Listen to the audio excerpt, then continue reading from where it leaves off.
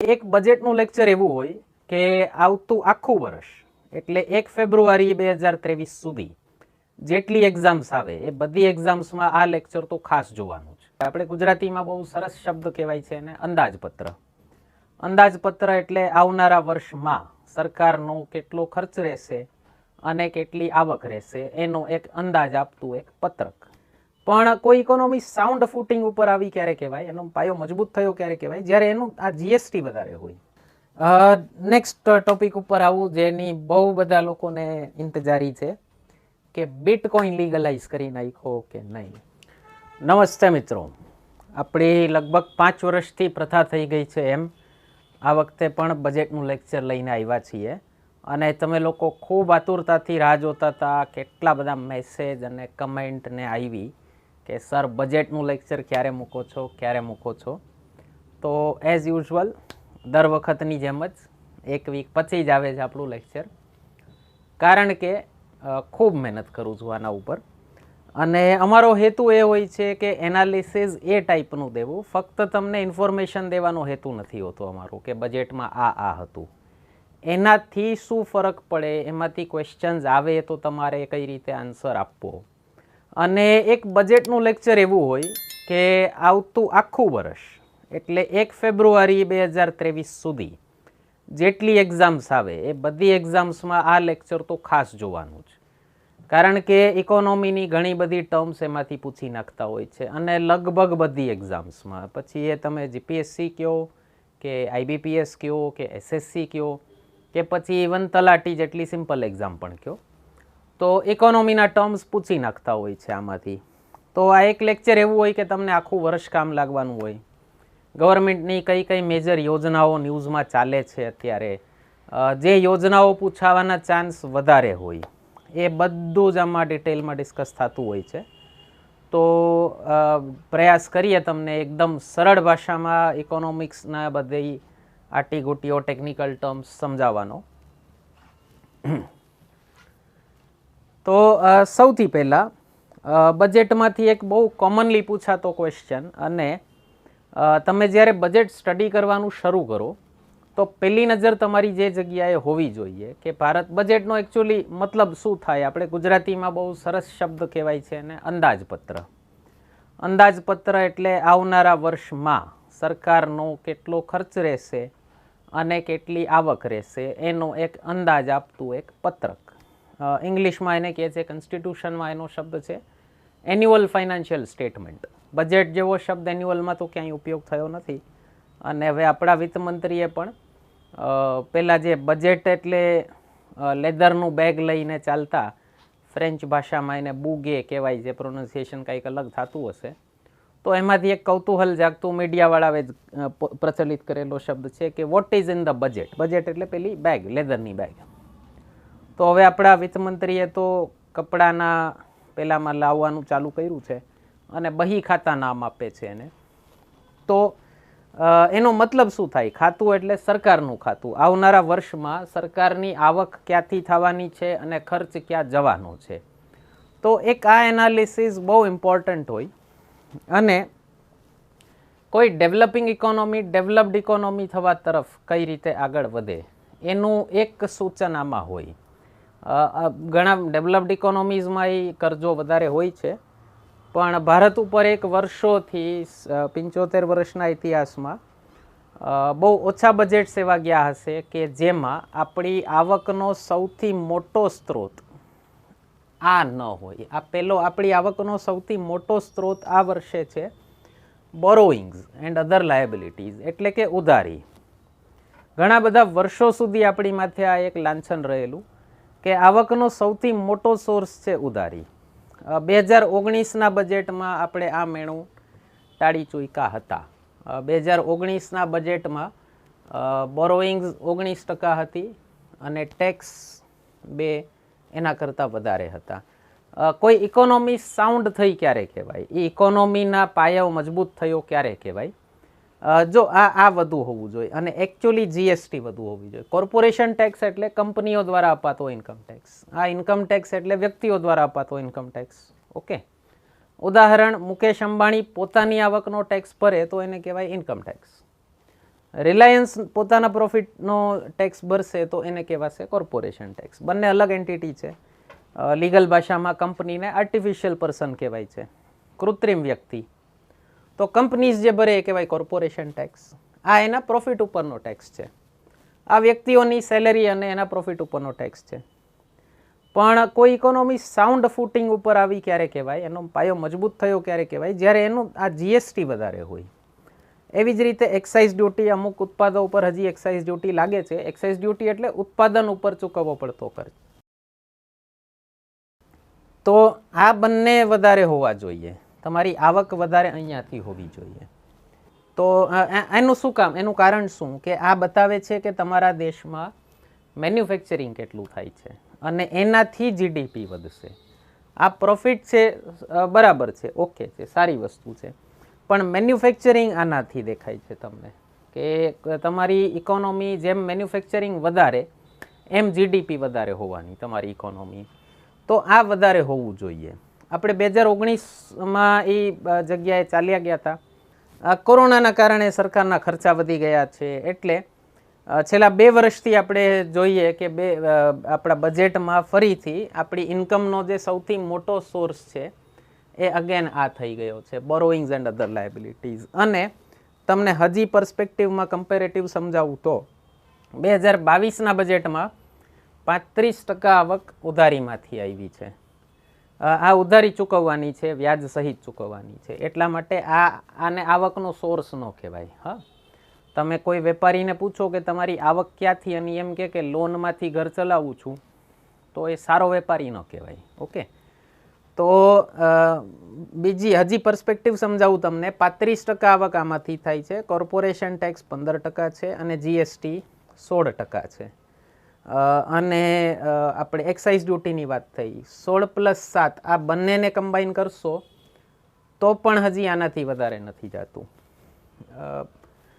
એની સામે આ બંનેને એડ કરશો તો પણ આનાથી વધારે નથી જતું. એની જગ્યાએ 2019નું ખાતું જોશો તમે તો એકલું જીએસટી જ આના કરતાં વધારે છે, ઉધારી કરતાં વધારે છે. અને જીએસટી પ્લસ તમે એક્સાઇઝ ડ્યુટી કરશો તો આના કરતાં ક્યાંય આગળ નીકળી જશે. ઓકે, એટલે આ વખતનું તમે કલ્પના કરી શકો છો ઉધારી કેટલી બધી લેવી પડી છે સરકારને. શું કામ લેવી પડી છે? કોરોનાના કારણે લોકોની આવક ઘટી ગઈ. અમુક સ્કીમ્સ ચલાવી હતી સરકારે. 80 કરોડ લોકોને કેટલા બધા મહિનાઓ સુધી મફત રાશન આપ્યું. તો એના કારણે સરકારનો ખર્ચો બહુ વધી ગયો હતો.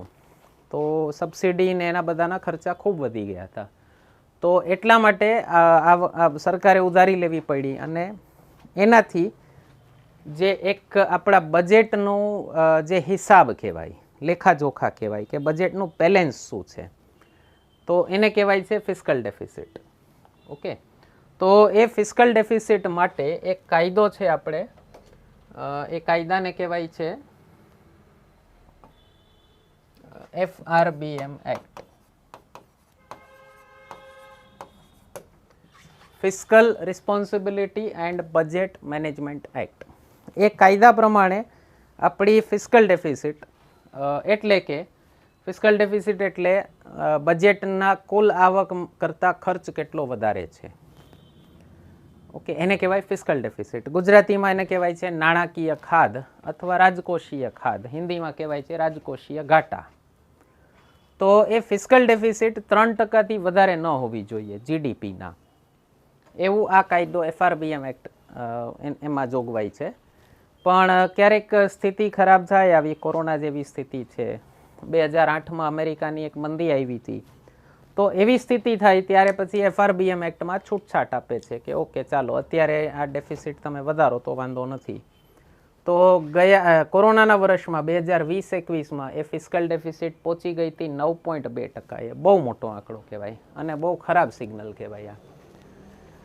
2021-22નું ગયા વર્ષે જ્યારે બજેટ આવ્યું ત્યારે બજેટરી એસ્ટિમેટ્સ આપ્યો તો સરકારે 6.8%, અને ખર્ચ થોડોક વધુ થઈ ગયો જે એસ્ટિમેટ કર્યું હતું એના કરતાં. તો ફાઇનલ આંકડો દીધો છે વિત્તમંત્રીજીએ કે ગયા વર્ષની, એટલે જે અત્યારે ચાલુ વર્ષ છે, 1 એપ્રિલ 2021થી 31 માર્ચ 2022 સુધીનું જે વર્ષ છે, નાણાકીય વર્ષ, આપણે 1 એપ્રિલથી 31 માર્ચવાળું વર્ષ હોય છે, એની ફિસ્કલ ડેફિસિટ જવાનું અનુમાન છે 6.9% જીડીપીના.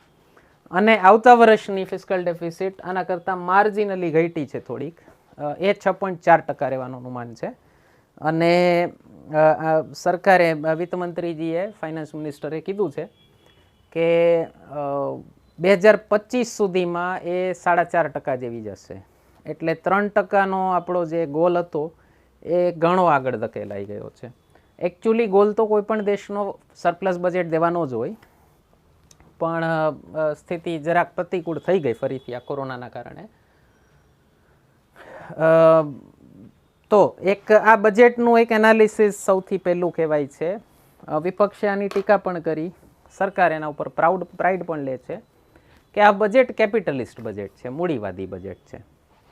મૂડીવાદી એટલે જેમાં સરકાર પ્રાઇવેટ બિઝનેસીસને વધારે પ્રોત્સાહન આપતી હોય, અને એની સામે સમાજવાદી એટલે સરકાર સામે ચાલી અને પોતે ખર્ચા કરતી હોય. તો મોદી સરકારનો પહેલેથી મતલબ એની જે વર્કિંગ સ્ટાઇલ છે એ કેપિટલિસ્ટ જ છે. જેમ કે સમાજવાદી સરકાર હોય, સોશિયલિસ્ટ સરકાર હોય, એ સબસિડી વધારે આપતી હોય. સબસિડી એટલે સરકારને જે ખર્ચ થાય છે અને તમારે જે ચૂકવવો પડે છે એના વચ્ચેનો ગેપ.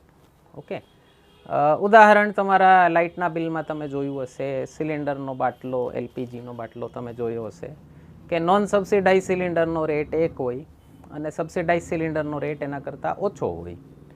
તો માની લો 250-300 રૂપિયા જે બે રેટ વચ્ચે ડિફરન્સ ચાલતો હોય સિલિન્ડર, એલપીજી સિલિન્ડરમાં, તો એ સરકાર પોતે ભોગવતી હોય પોતાના ખર્ચે. એને કહેવાય સબસિડી. તમારા ખિસ્સાને એટલી રાહત રહે. તો મોદીજી ભારતના કદાચ પહેલા પ્રધાનમંત્રી હશે કે જેણે આહવાન કર્યું જનતાને કે જો તમને પોસાતું હોય તો સબસિડી પાછી આપી દો, તો સબસિડાઇઝ સિલિન્ડર ન લ્યો, અને ગીવ ઇટ અપ કરીને કેમ્પેઇન ચાલ્યું હતું. તો પહેલેથી પ્રાઇડ જ લે છે એ લોકો કે અમે કેપિટલિસ્ટ જ છીએ, અમે મૂડીવાદી જ છીએ. મૂડીવાદી સરકારની એની સામે નિશાની શું હોય કે એ તમને તમારો બિઝનેસ કરવામાં, તમારી રીતે સદ્ધર થવામાં મદદ કરે. જે પહેલાં લોકો ડાયરેક્ટ કેશથી મદદ કરતા હોય એની જગ્યાએ આ એમ કે તમે કમાવો અને મને ટેક્સ ચૂકવો. ઓકે, આ મોદીજીની સ્ટાઇલ પહેલેથી રહેલી છે. તો આ બજેટને કેપિટલિસ્ટ બજેટ શું કામ કહેવાય છે કે આ બજેટમાં કેપિટલ એક્સપેન્ડિચર, મૂડી ખર્ચ વધારે થયો છે, અને રેવન્યુ એક્સપેન્ડિચર એમાં ગ્રોથ વધારે નથી થયો. કેપિટલ એક્સપેન્ડિચરમાં ગ્રોથ ખૂબ વધારે કર્યો છે. ગયા વર્ષો કરતાં 35%, લાસ્ટ યર કરતાં કેપિટલ એક્સપેન્ડિચરમાં 35%નો ગ્રોથ છે, જે કદાચ આઝાદ ભારતમાં આટલો મોટો વધારો કેપિટલ એક્સપેન્ડિચરમાં નહીં થયો હોય ક્યારેય. તો ફરક શું હોય? બજેટમાં 2 ટાઈપના ખર્ચ હોય. સરકારના ખર્ચા 2 ટાઈપના હોય. એક કહેવાય કેપિટલ એક્સપેન્ડિચર, મૂડી ખર્ચ, અને બીજો કહેવાય રેવન્યુ એક્સપેન્ડિચર એટલે મહેસૂલ ખર્ચ. કેપિટલ એક્સપેન્ડિચર એટલે એવો ખર્ચો જે તમે કરો છો આ વર્ષે, પણ એ તમને રિટર્ન દેવાનું છે લાંબા ટાઈમ સુધી. તો સરકારની ભાષામાં કહું તો રોડ છે, રેલવે છે, બીજું બધું ઇન્ફ્રાસ્ટ્રક્ચર હોય. ઓકે, ડેમ બનાવતા હોય, જેમ કે આ વખતે એક છે નદીઓનો ઇન્ટરલિંકિંગ પ્રોજેક્ટ છે, સ્કૂલ્સ બનાવે, યુનિવર્સિટી બનાવે, હોસ્પિટલ બનાવે. એ બધા ખર્ચા એકવારમાં થાય, પણ રિટર્ન તમને લોંગ ટર્મ સુધી દેવાના હોય. અને રેવન્યુ એક્સપેન્ડિચરનો ખર્ચો નો મતલબ થાય કે આ વર્ષે ખર્ચ કરો છો, આ જ વર્ષે એનું રિટર્ન મળશે. આવતા વર્ષે ફરીથી જોતું હશે તો ફરીથી નવો ખર્ચો કરવો પડશે. તો ઉદાહરણ, સેલેરી જે દેવાતી હોય સરકાર તરફથી, સબસિડીની જેની વાત થઈ આપણે હમણાં, ઓકે, એડવર્ટિઝમેન્ટ એક્સપેન્સીસ હોય, પછી બીજા બધા ઇલેક્ટ્રિસિટી એક્સપેન્સીસ હોય, ખર્ચ બિઝનેસની દ્રષ્ટિથી સમજાવું તો એ બધા રેવન્યુ એક્સપેન્સીસ કહેવાય. તો અત્યારે આપણે ખ્યાલ છે કે રિસેશન જેવી સ્થિતિ ચાલે છે, મંદી જેવી સ્થિતિ કોરોનાના કારણે છેલ્લા 2 વર્ષથી છે. ગયા વર્ષે આઝાદ ભારતનું સૌથી નેગેટિવ જીડીપી ગયું હતું, એટલે સૌથી મોટો ઘટાડો થયો હતો જીડીપીનો. કારણ કે લગભગ 3 મહિના તો સજ્જડ લોકડાઉન જ હતું, 2 મહિના સજ્જડ લોકડાઉન હતું, અને પછી સ્ટેટ વાઇઝ ઘણા બધા રિસ્ટ્રિક્શન આવ્યા, નાઇટ કર્ફ્યુને. અને એક સર્વિસ સેક્ટર જે આપણી ઇકોનોમીનો મોટો બધો પોર્શન છે, મોર દેન 50% જે જીડીપીને આપે છે, એ સર્વિસ સેક્ટરને કહેવાય છે કોન્ટેક્ટ ઇન્ડસ્ટ્રી. ઓકે, મોર કોન્ટેક્ટ ઇન્ડસ્ટ્રી એટલે તમારે પર્સન ટુ પર્સન કોન્ટેક્ટ વધી જાય એવી ઇન્ડસ્ટ્રી હોય. તો એવી ઇન્ડસ્ટ્રી તો કોરોનામાં ચલાવવી પોસિબલ નથી, તો એને એક બહુ મોટો ફટકો પડ્યો. તો એના કારણે આપણે મંદી જેવી સ્થિતિ ચાલે જ છે, આર્થિક મંદી જેવી 2 વર્ષથી. તો રિસેશનમાંથી બહાર આવવા માટે કોઈ પણ સરકાર સ્ટિમ્યુલસ પેકેજ આપતી હોય. સ્ટિમ્યુલસ એટલે એ શબ્દ આવ્યો છે સ્ટિમ્યુલન્ટ ઉપરથી. એટલે તમને આમ ઊંઘ આવતી હોય અને તમે આમ ચા પી લ્યો તો આમ તમારું બોડી, ચાને પણ સ્ટિમ્યુલન્ટ કહેવાય છે. તમારા જે પેલા ઓલા સેલ્સ હોય એ જાગી જાય. ઓકે, આમ એટલે આમ તમે જાગી જાઓ તો એને કહેવાય સ્ટિમ્યુલન્ટ. એવી રીતે ઇકોનોમી જ્યારે માંદી પડી છે, સુવામાં છે, સુષુપ્તાવસ્થા જવા તરફ છે, તો ત્યારે સરકારની ફરજ બને, સરકારનું કામ બને કે એ ઇકોનોમીને સ્ટિમ્યુલેટ કરે. કારણ કે વ્યક્તિઓની, પ્રાઇવેટ સિટીઝન્સની, નાગરિકોની કેપેસિટી ખર્ચ કરવાની એક લિમિટેડ હોય. અને જ્યારે મંદી આવે ત્યારે નાગરિકો પૈસા કાઢતા બી જાય. એટલે તમે જોયું હશે, પૈસાદાર લોકોને મંદીમાં ફરક નથી પડતો હતો. ફરક શું પડે કે એ લોકો પોતાના પૈસા કાઢતા બંધ થઈ જાય. એટલે જે સર્ક્યુલેશન ઓફ મની હોય એ અટકી જાય. એટલે સર્ક્યુલેશન ઓફ મની સરકારે કાઢવું પડે, કારણ કે કેપેસિટી બહાર ખર્ચો કરવાની તાકાત એની વધારે હોય, સામાન્ય વ્યક્તિઓની ન હોય એટલી. અને જે રોજે રોજનું કરીને ખાતા હોય એ લોકોની તો બિલકુલ ન હોય, એની તો હાલત ખરાબ થઈ જાય, એ તો મરવા પડી જાય. તો હમણાં જ પ્રધાનમંત્રીએ સંસદમાં ભાષણ દીધું કે આની પહેલાંની જે મહામારી આવી હતી 100 વર્ષ પહેલાં, આવી જ કોરોના જેવી, ત્યારે જેટલા લોકો બીમારીથી મર્યા હતા એટલા જ લોકો પાછા ભૂખમરીથી પણ મર્યા હતા. તો આ વખતે ભૂખમરીના કારણે મર્યા નથી લોકો. તો એ એક પોઝિટિવ ડેવલપમેન્ટ કહી શકો તમે. તો એ ખર્ચો સરકારે પોતાના ખિસ્સામાંથી કાઢ્યો. આપણે હમણાં જોયું કે લગભગ 80 કરોડ લોકોને આટલા બધા મહિનાઓ સુધી, 2 વર્ષ, 2 વર્ષમાં કેટલા બધા મહિનાઓ સુધી ફ્રી રાશન આપ્યું. તો એ પણ એક પ્રકારનું સ્ટિમ્યુલસ પેકેજ કહી શકો, પણ એ ડાયરેક્ટલી ઇકોનોમીને મદદ નહીં કરે, એ માણસોને મદદ કરે છે. તો સ્ટિમ્યુલસ પેકેજ 2 ટાઈપના હોય. એક કહેવાય ડાયરેક્ટ કેશ અને બીજું ઇન્ફ્રાસ્ટ્રક્ચરમાં તમે ઇન્વેસ્ટ કરી શકો. જેમ કે એક વૈશ્વિક મહામંદી આવી હતી, ગ્લોબલ ડિપ્રેશન કહેવાય છે જેને, રિસેશનનો બાપ ડિપ્રેશન. 1929માં આવી હતી મહામંદી. અને ત્યારે અમેરિકાના રાષ્ટ્રપતિએ એક ઇકોનોમિસ્ટને હાયર કર્યા હતા જેનું નામ છે જ્હોન મેનર્ડ કેઇન્સ. ઓકે, તો એમણે ત્યારે એક કેનેશિયન મોડલ આપ્યું હતું. એનું પોતાનું એક મોડલ છે, એને કહેવાય છે કેનેશિયન મોડલ. તો કેનેશિયન મોડલ શું કહે છે કે મંદી આવી હોય, રિસેશન હોય કે ડિપ્રેશન હોય, ત્યારે સરકારે ખર્ચ કરવો, પણ કેના ઉપર ખર્ચ કરવો? તો કે ઇન્ફ્રાસ્ટ્રક્ચર ઉપર. જેટલું બને એટલું ઇન્ફ્રાસ્ટ્રક્ચર બનાવો. તો એ સમયમાં એક દશકામાં અમેરિકાએ ખૂબ ઇન્ફ્રાસ્ટ્રક્ચર ઉપર ઇન્વેસ્ટ કર્યું. રોડ્સ બનાવ્યા મોટા મોટા અને ઘણું બધું ખૂબ ઇન્ફ્રાસ્ટ્રક્ચર ઉપર ઇન્વેસ્ટ કર્યું. તો આ વખતનું જે બજેટ છે એની કમ્પેરિઝન 2 મોડલ સાથે કરી શકો તમે. એક આ જ્હોન મેનર્ડ કેઇન્સનું મોડલ, અને એક આપણે આઝાદ થયા ત્યારે જે નહેરુજીએ પેલું ઇકોનોમિક મોડલ લાવ્યા હતા, જેને લેફ્ટિસ્ટ લોકો, ત્યારના જે એમના વિપક્ષના મેઇન મેમ્બર્સ હતા, એ લોકો એને કહેતા હતા સ્ટેટ કેપિટલિઝમ. લેફ્ટિસ્ટ પાર્ટીના લોકો કેપિટલિઝમની વિરુદ્ધ હોય, મૂડીવાદની વિરુદ્ધ હોય. તો એણે એને નામ આપ્યું સ્ટેટ કેપિટલિઝમ. નહેરુજીએ પોતે એને નામ આપ્યું હતું મિક્સ્ડ ઇકોનોમી. તો મેં એક બહુ મસ્ત એનાલિસિસ વાંચ્યું સંજય બારુજીનું, કે આ નહેરુવાળું હતું એ સ્ટેટ કેપિટલિઝમ 1 હતું અને મોદીવાળું છે એ સ્ટેટ કેપિટલિઝમ 2 છે. તો ડિફરન્સ શું કીધો એમણે કે નહેરુનું જે સ્ટેટ કેપિટલિઝમ હતું એનું ફોકસ હતું વધારે મેન્યુફેક્ચરિંગ ઉપર. તમે જોઈ શકો છો આઝાદ ભારતે કેવી કંપનીઝ નાખી, બધી મોટી મોટી. સ્ટીલ બનાવે છે, કોલસો બનાવે છે, રેલવે વેગન બનાવે છે, ઇલેક્ટ્રિસિટી બનાવે છે, ઓઇલ બનાવે છે. તો એનું ફોકસ હતું મેન્યુફેક્ચરિંગ ઉપર. અને મોદીજીનું જે એમણે કીધું સ્ટેટ કેપિટલિઝમ 2, આવનારા વર્ષોમાં ધીમે ધીમે પછી કરી, અને આવા જે ઇકોનોમિસ્ટ લોકો એનાલિસિસ આપતા હોય ને એ જ ધીમે ધીમે કરી અને ટેક્સ્ટ બુકમાં સામેલ થતું હોય. આવનારા વર્ષોમાં આવી જાય તો યાદ કરજો. તો મોદીજીનું સ્ટેટ કેપિટલિઝમ 2 જે એમણે કીધું છે, એક એના ઉપર ફોકસ કરે છે. તો કે ઇન્ફ્રાસ્ટ્રક્ચર લોજિસ્ટિક્સ એટલે સાધન સરંજામ જે તમને ગ્રો કરવામાં મદદ કરે, તમારા બિઝનેસ માટે જોતો હોય. ઓકે, કોઈ પણ કામ કરવા માટે તમારે કાચો માલ જોતો હોય તો લોજિસ્ટિક્સ. અને ત્રીજું કીધું છે ડિજિટલ. ડિજિટલ ઇકોનોમી ઉપર ખૂબ ફોકસ દીધું છે મોદીજીએ આ વખતે નિર્મલા સીતારમણે. એનું કારણ છે કે ડિજિટલ કંપનીઝ જે હોય, સ્ટાર્ટઅપ્સમાં ભારતનો જે બહુ મોટો રોલ છે. આગળ આંકડા જોઈએ આપણે, દુનિયાનું 3જા નંબરનો દેશ થઈ ગયો છે યુનિકોર્ન સ્ટાર્ટઅપ્સવાળો.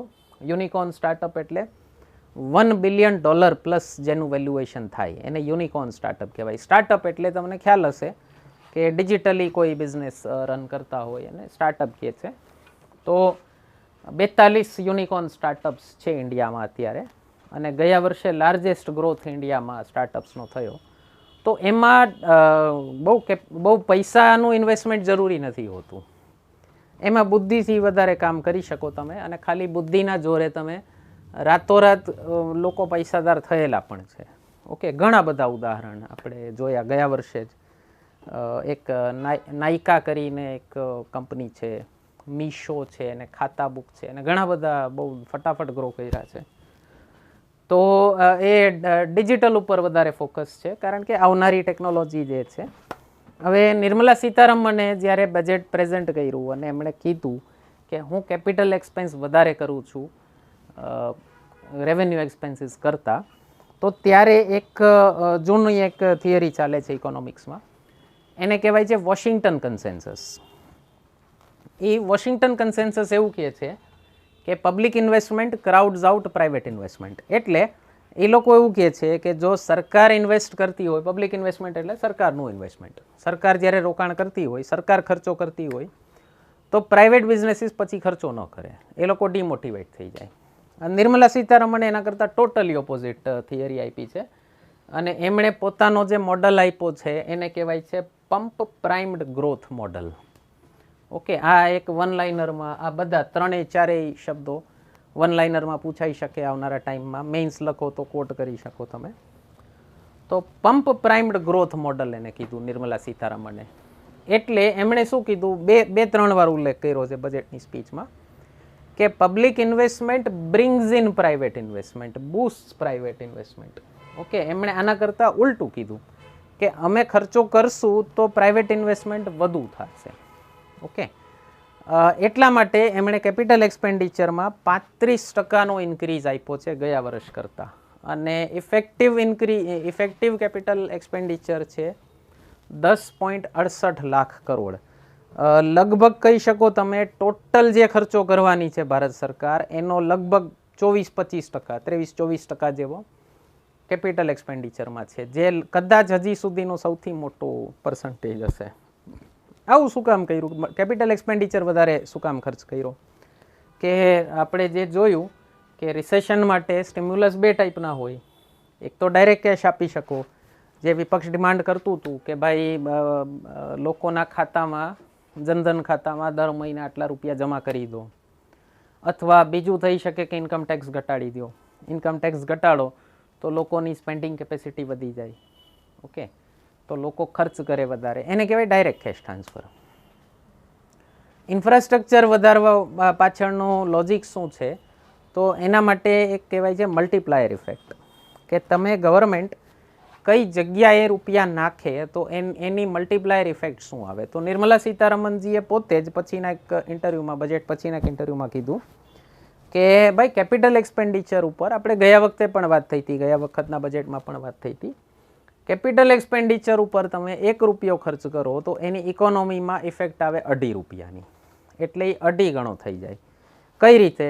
માની લો તમે રોડ બનાવો છો તો સિમેન્ટ ખરીદશો, પથ્થર, ઓલા રેતી ને બધું ખરીદશો, પછી એના માટે મજૂર રાખશો. ઓકે, એ મજૂરને પગાર આપશો, એ મજૂર બીજે જઈને પૈસા ખર્ચ કરશે, પેલી કંપનીવાળો બીજે પૈસા ખર્ચ કરશે, કંપનીવાળો બીજાને એમ્પ્લોય કરશે, તો એની નીચેના લોકો કમાશે. તો એને કહેવાય મલ્ટીપ્લાયર ઇફેક્ટ. પ્લસ એક એસેટ ક્રિએશન થયું. એસેટ ક્રિએશન એટલે તમારા દેશની એક સંપત્તિમાં વધારો થયો. તો એ સંપત્તિ થઈ તો એ તમને આગળ જતાં કામ લાગશે. તો એની લોંગ ટર્મ ઇફેક્ટ ઇકોનોમીમાં ₹1 ખર્ચ કરો કેપિટલ એક્સપેન્ડિચરમાં તો ₹2.5 આવે. જ્યારે રેવન્યુ એક્સપેન્સ 1 રૂપિયો ખર્ચ કરો તો એ 0.98 જ આવે છે.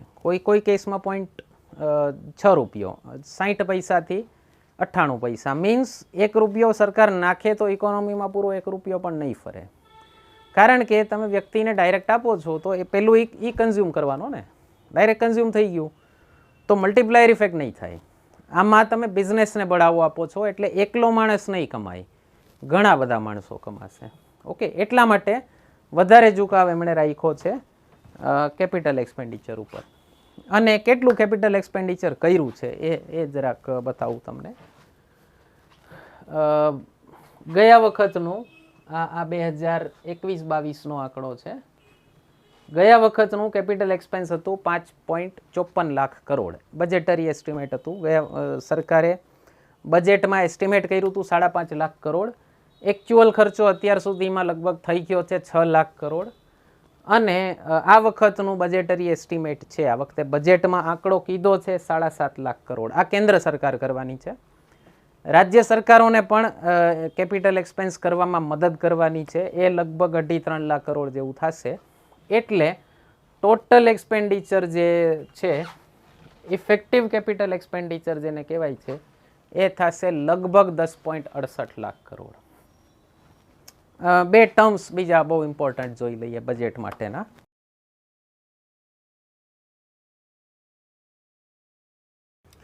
આપણું ફાઇનાન્શિયલ યર, નાણાકીય વર્ષ ચાલુ થાય છે 1 એપ્રિલથી અને પૂરું થાય 31 માર્ચે. અને બજેટ પ્રેઝન્ટ થતું હોય 1 ફેબ્રુઆરીએ. એટલે આવનારા વર્ષ માટેનું બજેટ હોય, અંદાજપત્રક એટલા માટે જ કહેવાય. તો 1 ફેબ્રુઆરી 2022એ જે બજેટ પ્રેઝન્ટ કર્યું ફાઇનાન્સ મિનિસ્ટરે, એ આવતા વર્ષનું છે. આવનારું વર્ષ એટલે 1 એપ્રિલ 2022થી 31 માર્ચ 2023 સુધીનું. તો એ બજેટમાં જે આંકડા દીધા હોય એને કહેવાય બજેટ એસ્ટિમેટ્સ. ઓકે, ગુજરાતીમાં બજેટ અંદાજ અથવા પ્રાક્કલન કહે છે, અથવા અંદાજપત્રકનું પ્રાક્કલન એવું પણ કહી શકે છે. ઇંગ્લિશ ટુ ગુજરાતી ટ્રાન્સલેશનમાં ઘણીવાર શબ્દોનો ફેર હોય છે. જરાક એક્ઝામમાં બેટરી વાપરવી આપણી કે આવો મતલબ થતો હોવો જોઈએ. ઓકે, ઘણી વખત 3-4 ટ્રાન્સલેશન થતા હોય અને એ લોકોને મન પડે એ પૂછી નાખે. તો 1 ફેબ્રુઆરીએ જ્યારે આંકડા દેશે ત્યારે એ બજેટ એસ્ટિમેટ્સ છે. તો ત્યારે તો ખબર છે નહીં કે એકચ્યુઅલ ખર્ચો કેટલો થવાનો છે. પછી વર્ષ ચાલુ થાય ત્યારે ઘણી વખત એવું બની શકે કે જેટલો ખર્ચો ધાર્યો તો એના કરતાં ખર્ચો વધી જાય. તો નેક્સ્ટ બજેટમાં રિવાઇઝડ એસ્ટિમેટ્સ દેશે, કારણ કે વર્ષ તો હજી ચાલુ જ છે. એટલે ઉદાહરણ 1 ફેબ્રુઆરી 2021ના બજેટ આપ્યું હતું આ ચાલુ વર્ષ માટેનું, 1 એપ્રિલ 2021થી 31 માર્ચ સુધીનું. ત્યારે એક આંકડો આપ્યો હશે, એને કહેવાય બજેટ એસ્ટિમેટ્સ, આ BE શોર્ટમાં. અને આ બજેટમાં 1 ફેબ્રુઆરી 2022ના બજેટમાં હવે 10 મહિના નીકળી ગયા છે એ વર્ષના. તો આઈડિયા આવી જાય કે ભાઈ ગયા વખતે આપણે ધાર્યું હતું 5.5 લાખ કરોડ, પણ એના કરતાં ખર્ચો વધી ગયો છે.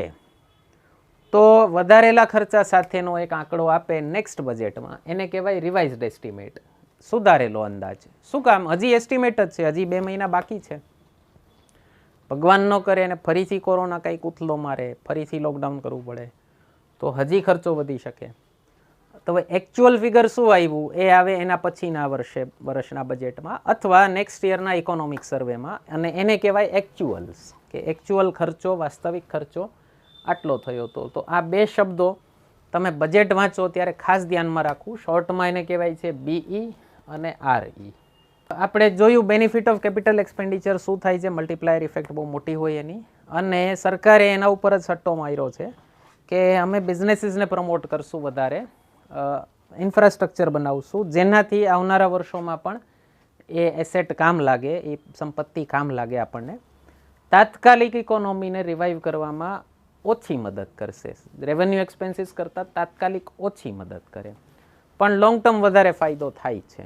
એટલા માટે સબસિડી આ વર્ષે રિડ્યુસ કરી નાખી છે 26%.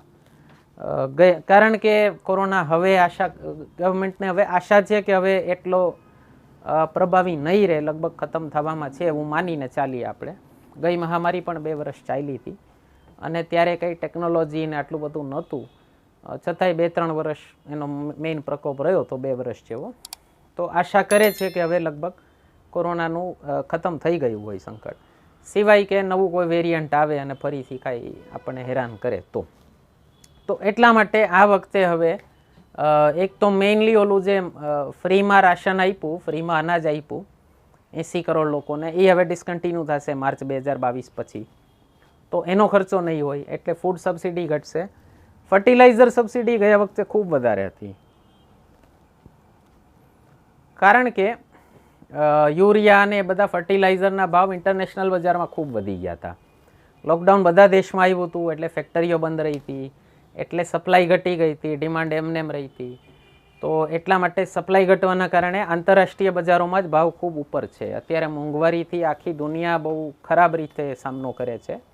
અમેરિકા 40 વર્ષમાં સૌથી ખરાબ મોંઘવારીમાંથી લડે છે, અને યુરોપ અને ઇંગ્લેન્ડ 20 વર્ષમાં 30 વર્ષમાં સૌથી ખરાબ, આટલી મોંઘવારી ક્યારેય રહી નથી એટલી ખરાબ મોંઘવારીનો સામનો કરે છે.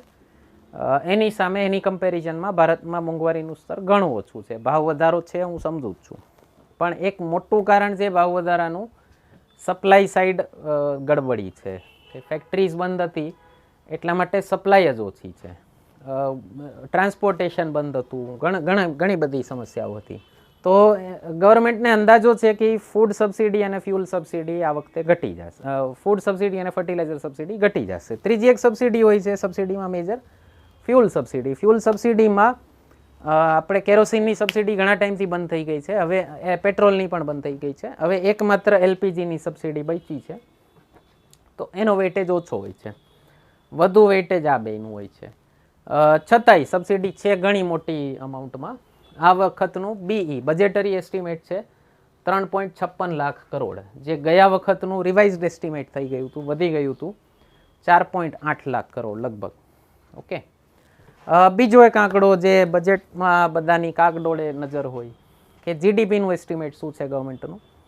તો ઇકોનોમિક સર્વે જે બજેટના જસ્ટ એક દિવસ પહેલાં આવે, બજેટ એટલે આવનારા વર્ષમાં કેટલી આવક અને ખર્ચ થશે એનું અંદાજ આપતું પત્રક. તો તમે આપણે બંધારણમાં એક જોગવાઈ છે કે તમે સંસદની મંજૂરી વગર એક પણ પૈસો સરકારી તિજોરીમાંથી કાઢી શકો નહીં.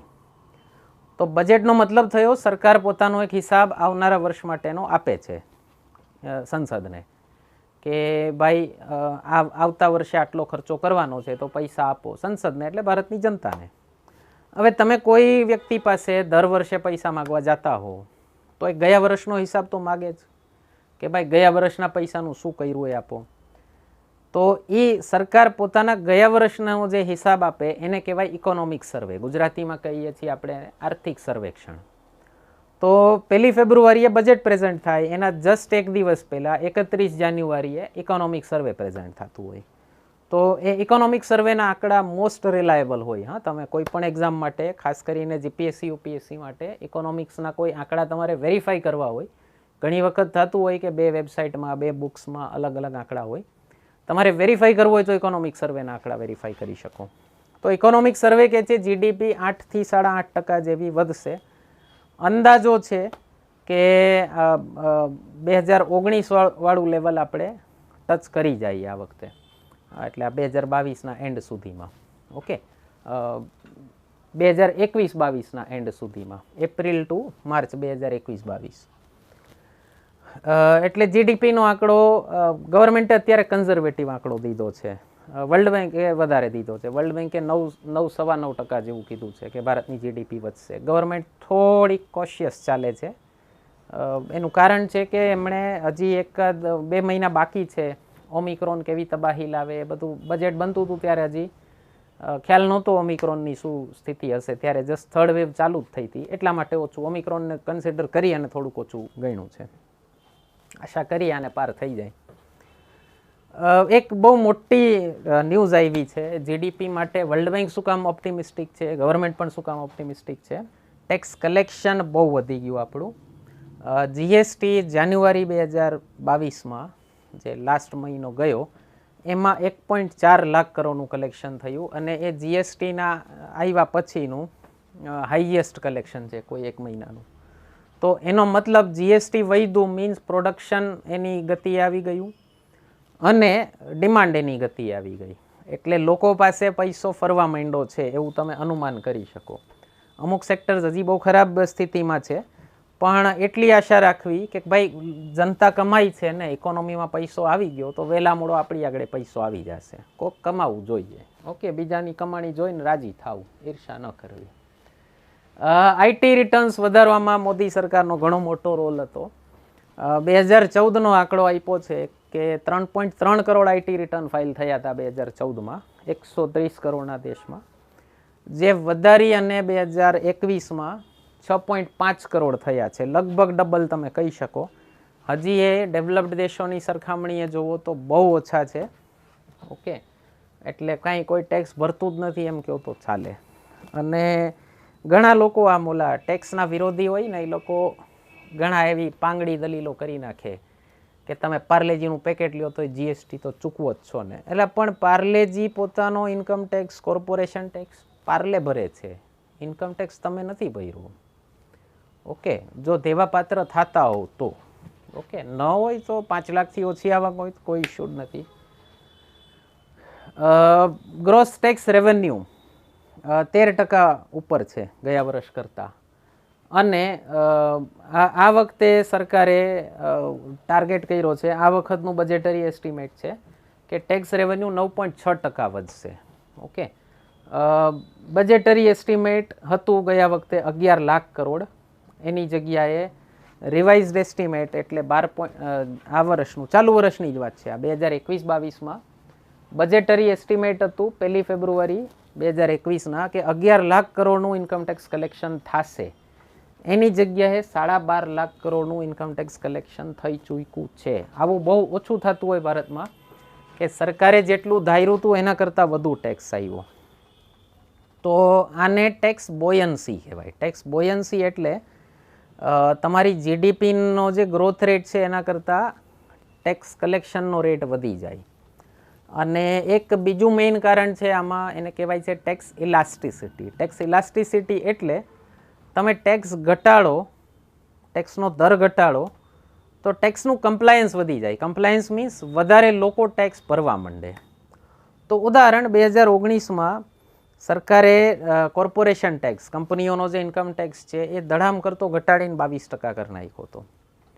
તો એનો પણ ઘણો મોટો રોલ છે આ વધવામાં. ઓકે, એટલે જાજી કંપની ટેક્સ ભરવા માંડી. ટેક્સનો દર ઘટે તો લોકોને એમ થાય ને કે હાલોન ભરી દઈએ, ઓછો છે તો. સેમ જીએસટીમાં લાગુ પડે છે. જીએસટી પહેલાં 40+ ટેક્સ હતા, હવે એક જ ટેક્સ થઈ ગયો. ઘણી બધી વસ્તુઓમાં ટેક્સનો દર ઘણો ઘટી ગયો છે. પ્લસ તમને ઇનપુટ ક્રેડિટ મળે, એટલે ઇફેક્ટિવ ટેક્સ રેટ જોવા જાઓ તો પહેલાં કરતાં ઘણો ઘટી ગયો છે જીએસટીનો. પ્લસ સરકારે શું કર્યું, કમ્પલસરી બધાના જીએસટી રજિસ્ટ્રેશન થયા, એટલા માટે જીએસટીનો પણ કલેક્શન ઘણું વધી ગયું છે. એક બહુ મસ્ત આંકડો હતો, ટેક્સ ટુ જીડીપી રેશિયો ભારતનો 2021-22માં 10.8% હતો. 22-23માં પણ લગભગ એટલો જ મેન્ટેન રહેવાની કલ્પના છે. પહેલાંના વર્ષો કરતાં ઘણો વધી ગયો છે. ઓકે, હોવો જોઈએ આઈડિયલી, અમુક ઇકોનોમિસ્ટનું માનવું છે કે હોવો જોઈએ 15% થી 16%. તો આપણે જે ગતિએ ઇન્ફ્રાસ્ટ્રક્ચર ને બધું જોઈ છે એ થશે. ટેક્સ ટુ જીડીપી રેશિયો એટલે તમારી ટેક્સની આવક કેટલી છે એ જીડીપીના કેટલા ટકા છે. તો અત્યારે 10-11% જેવી છે, એ હોવી જોઈએ 15% થી 16%, ત્યારે થશે એટલું. ઓકે, એક બીજો મોટો આંકડા ઉપર નજર હોય કે ભાઈ આટલી બધી તમે જ્યારે ફિસ્કલ ડેફિસિટ કરો છો મીન્સ તમારું બજેટ ખોટમાં છે, તો એ ખોટ ભરપાઈ ક્યાંથી કરશો? એક તો ઉધારી લ્યો છો તમે. છેલ્લા 2 વર્ષમાં સરકારનું ઝુકાવ આના ઉપર બહુ વધારે હતો, ડિસઇન્વેસ્ટમેન્ટ ઉપર, કે ફિસ્કલ ડેફિસિટની ભરપાઈ અમે મોટી બધી ભરપાઈ કરશું ડિસઇન્વેસ્ટમેન્ટથી. ડિસઇન્વેસ્ટમેન્ટ એટલે ગુજરાતીમાં કહેવાય વિનિવેશ.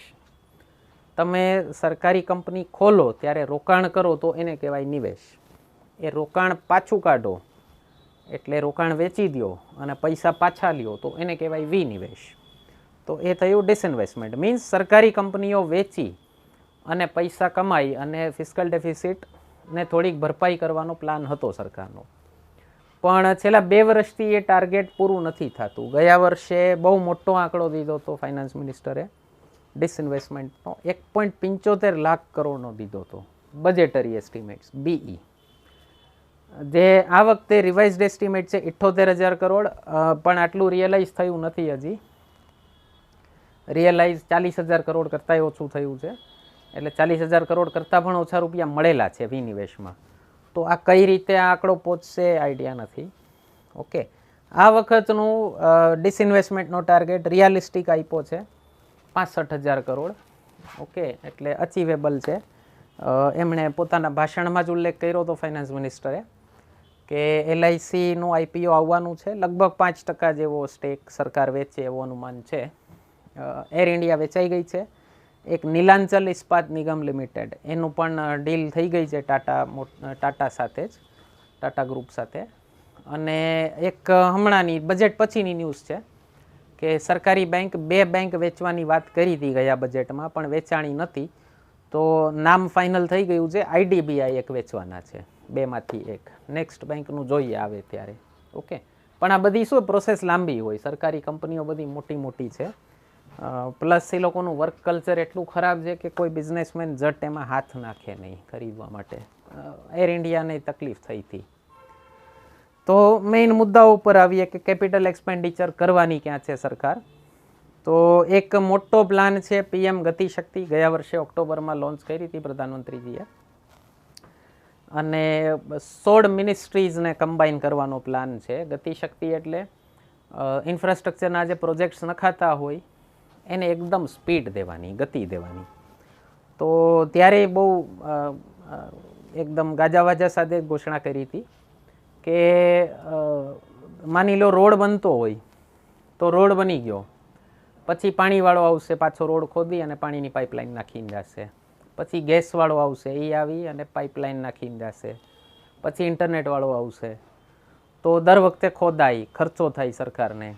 તો એની જગ્યાએ બધી મિનિસ્ટ્રીઝને સંકલનમાં લઈને ચાલવાનું, અને પ્રોજેક્ટ નખાતો હોય ત્યારથી જ બધી મિનિસ્ટ્રીને કન્સલ્ટ કરી લેવાની કે ભાઈ પાણીનો પાઇપ નખાઈ ગયો, ગેસનો પાઇપ નખાઈ ગયો, ઇન્ટરનેટનો કેબલ નખાઈ ગયો, તો એક પછી રોડ ખોદવો નહીં અને રોડ એ ફર્સ્ટ ક્લાસ ચાલે. તો એ ઇન્ફ્રાસ્ટ્રક્ચરને નેક્સ્ટ લેવલ ઉપર લઈ જવા માટેનો પ્રોજેક્ટ છે PM ગતિશક્તિ. અને એના 7 એન્જિન્સ કીધા છે ફાઇનાન્સ મિનિસ્ટરે. Road, highway, railway, airport, port એટલે કે બંદર, માસ ટ્રાન્સપોર્ટ એટલે પબ્લિક ટ્રાન્સપોર્ટ જે હોય, સિટી બસ હોય, STની બસ હોય, પછી મેટ્રોના બીજા લાઇટર વર્ઝન્સ છે, મેટ્રો નિયો છે, મેટ્રો લાઇટ છે. ઓકે, તો હવેના નેક્સ્ટ આ બધા આવનારા સમયના આ જ બધા ટ્રાન્સપોર્ટ રહેશે. વોટરવેઝ, નદીઓ ઉપર નદીઓને રસ્તા તરીકે વાપરવાનો ઘણા ટાઈમથી પ્લાન છે સરકારનો. આઈડેન્ટિફાઈ થઈ ચૂક્યા છે 111 વોટરવેઝ, ઘણા બધા ફંક્શન પણ ચાલુ થઈ ગયા છે. અને લોજિસ્ટિક્સ ઇન્ફ્રાસ્ટ્રક્ચર એટલે સરકારનો પ્લાન શું છે, માની લો તમારો માલ કંડલા બંદરે આવ્યો અથવા કોઈ એરપોર્ટે આવ્યો વિદેશથી, તો એ પોર્ટથી રેલવેમાં પહોંચાડવાનો, રેલવેથી રોડ ઉપર પહોંચાડવાનો, અને ત્યાંથી તમારી ફેક્ટરી સુધી પહોંચાડવાનો, અને વચ્ચે ક્યાંય જરૂર પડે તો ગોડાઉન જેવી વ્યવસ્થા આપવાની લોજિસ્ટિક્સ ઇન્ફ્રાસ્ટ્રક્ચર માટે. તો એ બધું એકની નીચે કમ્બાઈન કરવાનું. એવી જ રીતે તમે માણસને જો ટ્રાવેલ કરવું હોય તો માની લ્યો તમે ઘરેથી નીકળ્યા, મોટા સિટીઝમાં રેલવે સ્ટેશને જવું હોય તો વચ્ચે મેટ્રો લેવી પડે. ઓકે, ઘરેથી નીકળ્યા, મેટ્રો લીધી, મેટ્રો નિયો લીધી, ત્યાંથી તમે ટ્રેનમાં ગયા, ત્યાંથી માની લો કોઈ બીજી જગ્યાએ, માની લો આપણા જેવા રાજકોટ જેવા સિટીમાંથી દિલ્હી કે મુંબઈ જવું હોય તો ડાયરેક્ટ કનેક્ટિંગ ડાયરેક્ટ ફ્લાઇટ ન હોય, અમદાવાદ જવું પડે. તો માની લો તમે આમાંથી અમદાવાદ ગયા, અમદાવાદથી ફ્લાઇટ લીધી, બીજે ગામ ગયા. તો એના માટે મલ્ટી મોડલ કનેક્ટિવિટી. અને એક વિડીયો આપણે મૂકેલો છે, ગયા વર્ષે ક્વેશ્ચન પૂછાયો હતો NCMCનો, નેશનલ કોમન મોબિલિટી કાર્ડનો. એક જ કાર્ડ બધી જગ્યાએ પેમેન્ટ કરવા માટે, એક જ વસ્તુ. બુકિંગ પણ બધી એક સાથે થઈ શકે એવું પણ કંઈક પ્લાનિંગ છે સરકારનું, કે તમને હેસલ ફ્રી, તમે ઓછામાં ઓછી તકલીફ સાથે ટ્રાવેલ કરી શકો, એના માટેનો પ્રોજેક્ટ છે PM ગતિશક્તિ. એનો એક પાર્ટ છે માસ્ટર પ્લાન બનાવવાનો છે એક્સપ્રેસ વેઝ માટે, જેમ બને એમ એક્સપ્રેસ વે વધારવાના છે. હાઈવેમાં 25,000 કિલોમીટર આ એક જ વર્ષમાં વધારાના બનશે. 20,000 કરોડ રૂપિયા એના માટે ફાળવા છે. Seamless multi modal movement of goods and people, જેની મેં તમને વાત કરી. મલ્ટી મોડલ એટલે એક મોડમાંથી બીજા મોડમાં જવું હોય તો તમને તકલીફ ન થાય. માની લો એક જ ઈ વે બિલ બનાવ્યું તમારા માલનું, કંડલા બંદરેથી ઈ વે બિલ બની ગયું, પછી સડસડાટી માલ તમારી ફેક્ટરીએ પહોંચે ત્યાં સુધી અટકે નહીં, પછી કોઈ ક્લિયરન્સ બિયરન્સ લેવાના નહીં. ઓકે, અને પેમેન્ટ એક જગ્યાએ ઓનલાઈન કરી દીધું, ધડાધડ માલ તમારો નીકળી ગયો. ઓલું શું થાય, બંદરેથી નીકાળો, પછી એને ટ્રકમાં નાખો, પછી કિચુડ કરતો કેટલા બધા સ્ટેટમાં અટકતો પહોંચે, તો નો ઝંઝટ. Okay, unified logistics interface platform, જેની વાત કરી કે લોજિસ્ટિક્સ એટલે માલ સામાનને ફરતો કરવા માટેનું પ્લેટફોર્મ, અને એના માટે જ એક એપ્લિકેશન પ્રોગ્રામ ઇન્ટરફેસ. આ બંનેનું હજી ઘોષણા થઈ નથી, ડિટેલ્સ આવવાની બાકી છે. એટલે એના માટેના મલ્ટી મોડલ લોજિસ્ટિક્સ પાર્ક્સ 4 બનાવવાના છે. એનો કોન્ટ્રાક્ટ આ વખતે આપી દેશે PPP મોડ ઉપર. PPP મોડ એટલે પબ્લિક પ્રાઇવેટ પાર્ટનરશિપ. અમુક પૈસા સરકાર કાઢે, અમુક પૈસા એની એક પાર્ટનર કંપની કાઢે. એટલે સરકારની પોતાની સ્પેન્ડિંગ કેપેસિટી ઓછી છે. 2 વર્ષ પહેલાંના બજેટમાં ફાઇનાન્સ મિનિસ્ટરે કીધું હતું કે આવનારા સમયમાં 111 લાખ કરોડ રૂપિયાનું ઇન્ફ્રાસ્ટ્રક્ચર ભારતમાં બનશે 5 વર્ષમાં. તો 111 લાખ કરોડ સાંભળીને પણ એમ થાય કે ભારત સરકારની એટલી કેપેસિટી છે ખરા? કુલ બજેટનો ખર્ચો આ વર્ષનો 40 લાખ કરોડ છે કુલ. તો એમાંથી બધું ઇન્ફ્રાસ્ટ્રક્ચર ઉપર નાખી દેવી થોડી થઈ શકે. તો એના માટે શું કરે, એમણે કીધું ભાઈ નેક્સ્ટ, આ વાજપેયીના ટાઈમથી બહુ એને પ્રમોટ કરેલું છે, નેક્સ્ટ મોડ રહેશે ઇન્ફ્રાસ્ટ્રક્ચર ફાઇનાન્સિંગનો પબ્લિક પ્રાઇવેટ પાર્ટનરશિપ. પ્રાઇવેટ કંપનીઝને ઇન્વાઇટ કરો, તમે પૈસા નાખો, થોડાક અમે નાખશું. સરકાર નાખે એટલે શું થાય, પ્રાઇવેટ કંપનીઝને ભરોસો થાય કે મારા પૈસા ડૂબી નહીં જાય. સરકાર નાખે છે એટલે એ કામ પૂરું થશે. એક મોટો પ્રોબ્લેમ આપણા દેશમાં છે લેન્ડ એક્વિઝિશનનો, જમીન હસ્તાંતરણનો. તો માની લો હાઈવેનો પ્રોજેક્ટ બનાવવો હોય તો ભારતમાં એવરેજ ખેતરની સાઇઝ છે 3 હેક્ટર. તો કેટલા બધા ખેડૂતોને બનાવવા પડે. એ કામ સરકાર સિવાય કોઈ ન કરી શકે, પ્રાઇવેટ કંપની ન કરી શકે. તો જો સરકાર ઇન્વોલ્વ હોય તો પ્રાઇવેટ પાર્ટનરને એટલો ભરોસો થાય કે ઓકે ચાલો પ્રોજેક્ટ પૂરો થઈ જશે. સરકાર પાસે એટલા પૈસા નથી કે પોતાના પૈસે એકલું કરી નાખે, એટલે પ્રાઇવેટ કંપનીઝનું પણ ઇન્વેસ્ટમેન્ટ લે છે. તો એને કહેવાય છે PPP mode, public private partnership. આવનારા સમયમાં આ મોડ જ રહેવાનો છે. ઓકે, અમેરિકામાં ખૂબ સક્સેસફુલી કામ કરે છે આ મોડલ ઉપર. નેક્સ્ટ, રેલવેમાં એક મહત્વપૂર્ણ નવું ચાલુ કરવાના છે, એને કહેવાય છે વન સ્ટેશન વન પ્રોડક્ટ. એક ગયા વર્ષે ચાલુ કર્યું હતું વન ડિસ્ટ્રિક્ટ વન પ્રોડક્ટ. એટલે દરેક જિલ્લાની કોઈ એક પ્રોડક્ટ ફેમસ હોય. ઓકે, જેમ કે રાજકોટના પેંડા કયો કે ગાંઠિયા કયો, બરોડાની ભાખરવડી કયો, કે પછી વલસાડની કેરી કયો, કે ઇવન ગીર તાલાળાની કેરી કયો, કચ્છની ખારેક કયો. તો એવું એક એક પ્રોડક્ટ દરેક જિલ્લાનું ફેમસ હોય. તો એના માટે એક સ્ટેશન વન પ્રોડક્ટ, એટલે એને ભારતના બીજા જિલ્લાઓમાં પહોંચાડવા માટે સહેલાઈ થાય, એની એક બ્રાન્ડ બને એવો પ્લાન છે. 2000 કિલોમીટર નેટવર્ક અત્યારે કવચની અંડર લાવવાના છે. કવચ શું છે? એન્ટી કોલાઇશન ડિવાઇસ છે. ભારતનું પોતાનું બનાવેલું એક ડિવાઇસ છે કે એક ટ્રેક ઉપર 2 ટ્રેન જો દોડતી હોય તો 2 ઊભી રહી જાય એની મેતે. એટલે જે ટ્રેનના એક્સિડન્ટ આપણે સાંભળીએ છીએ એ ઘટી જશે.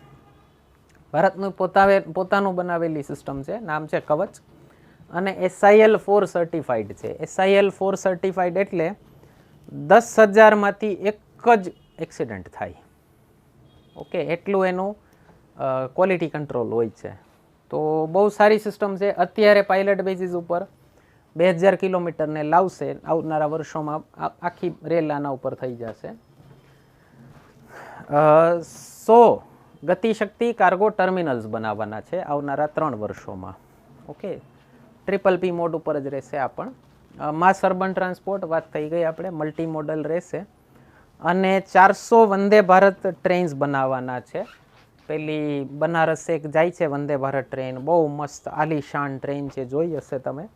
ભારતની નાલાયક જનતાએ પહેલી ટ્રીપ થઈ અને પથરા બથરા ફેંકા હતા અને બધું તોડફોડ કરી નાખ્યું હતું. અત્યારે વ્યવસ્થિત ચાલે છે 2 ટ્રેન, એક બનારસ જાય છે અને એક વૈષ્ણોદેવી જાય છે. એવી 400 વંદે ભારત ટ્રેન્સ બનાવવાના છે આવનારા વર્ષોમાં. અને આ વર્ષે જ 2022માં જ લગભગ 40+ ટ્રેન દોડતી થઈ જશે એવું અનુમાન છે. એલ્યુમિનિયમની ટ્રેન બનાવવાના છે, અત્યારે સ્ટીલની બને છે એની જગ્યાએ એલ્યુમિનિયમની બનાવવાના છે. એટલે લાઇટ વેઇટ હોય તો માઇલેજ વધારે આવે. અને ઓપન છે કીધું છે રેલ મંત્રીએ કે બની શકે એલ્યુમિનિયમ કરતાંય વધુ સારું મેટલ કોઈ અમને પ્રેઝન્ટ કરે તો ચેન્જ કરી શકીએ એમ છે, એવું કોઈ ઇશ્યુ નથી. બીજું ઇન્ફ્રાસ્ટ્રક્ચરમાં હાઉસિંગ ફોર ઓલ, પ્રધાનમંત્રી આવાસ યોજના જે ખૂબ એમ્બિશિયસ પ્રોજેક્ટ ચાલે છે સરકારનો, તો એમાં 1.14 કરોડ ઘર સેન્કશન થઈ ચૂક્યા છે અને મોટાભાગના બની પણ ચૂક્યા છે. આ વર્ષે 80 લાખ નવા ઘર બનાવવાનો પ્રોજેક્ટ દેવાનો છે અને એના માટે 48,000 કરોડ રૂપિયા દીધા છે સરકારે. એક મોદીજીનું સપનું છે હતું કે એટલે 2022 સુધીનું હતું, આ કોરોનાના કારણે હવે 2024 સુધી ઠેલાયું છે કે દરેક વ્યક્તિનું પોતાનું ઘર હોય, એ ઘરમાં નળ હોય, LPG કનેક્શન હોય, એ ટૂંકમાં બધી સુવિધા દેશના બધા નાગરિકોને મળે. તો એના માટેનો કાર્યક્રમ છે હર ઘર નલ સે જલ અને અત્યારે 8.7 કરોડ ઘર સુધી નળનું પાણી, પીવાનું પાણી પહોંચાડી દીધું છે. છેલ્લા 2 વર્ષમાં કોરોના મહામારી છતાં 5.5 કરોડ ઘર એડ થયા અને આવનારા વર્ષમાં 2022-23માં 3.8 કરોડ નવા ઘર સુધી જલ પહોંચાડવાનો પ્લાન છે. એક નોર્થ ઇસ્ટ માટેનો પ્રોજેક્ટ છે PM ડિવાઇન, પ્રધાનમંત્રી development initiative four north east region. એમાં ઘણા બધા પ્રોજેક્ટ્સ છે. નોર્થ ઇસ્ટ જે આપણો ઘણો નેગ્લેક્ટેડ પાર્ટ છે દેશનો, તો એના માટે અલગથી એક પ્રોગ્રામ બનાવ્યો છે. એક પ્રોજેક્ટ ચાલુ કર્યો હતો મોદીજીએ, એસ્પિરેશનલ ડિસ્ટ્રિક્ટ પ્રોજેક્ટ, જેમાં 112 જિલ્લા આઈડેન્ટિફાઈ કર્યા હતા. એટલે નામ ઘણું પોઝિટિવ દીધું છે, એસ્પિરેશનલ એટલે આશાવાન જિલ્લાઓ. આ દેશના સૌથી બેકવર્ડ જિલ્લાઓ હતા.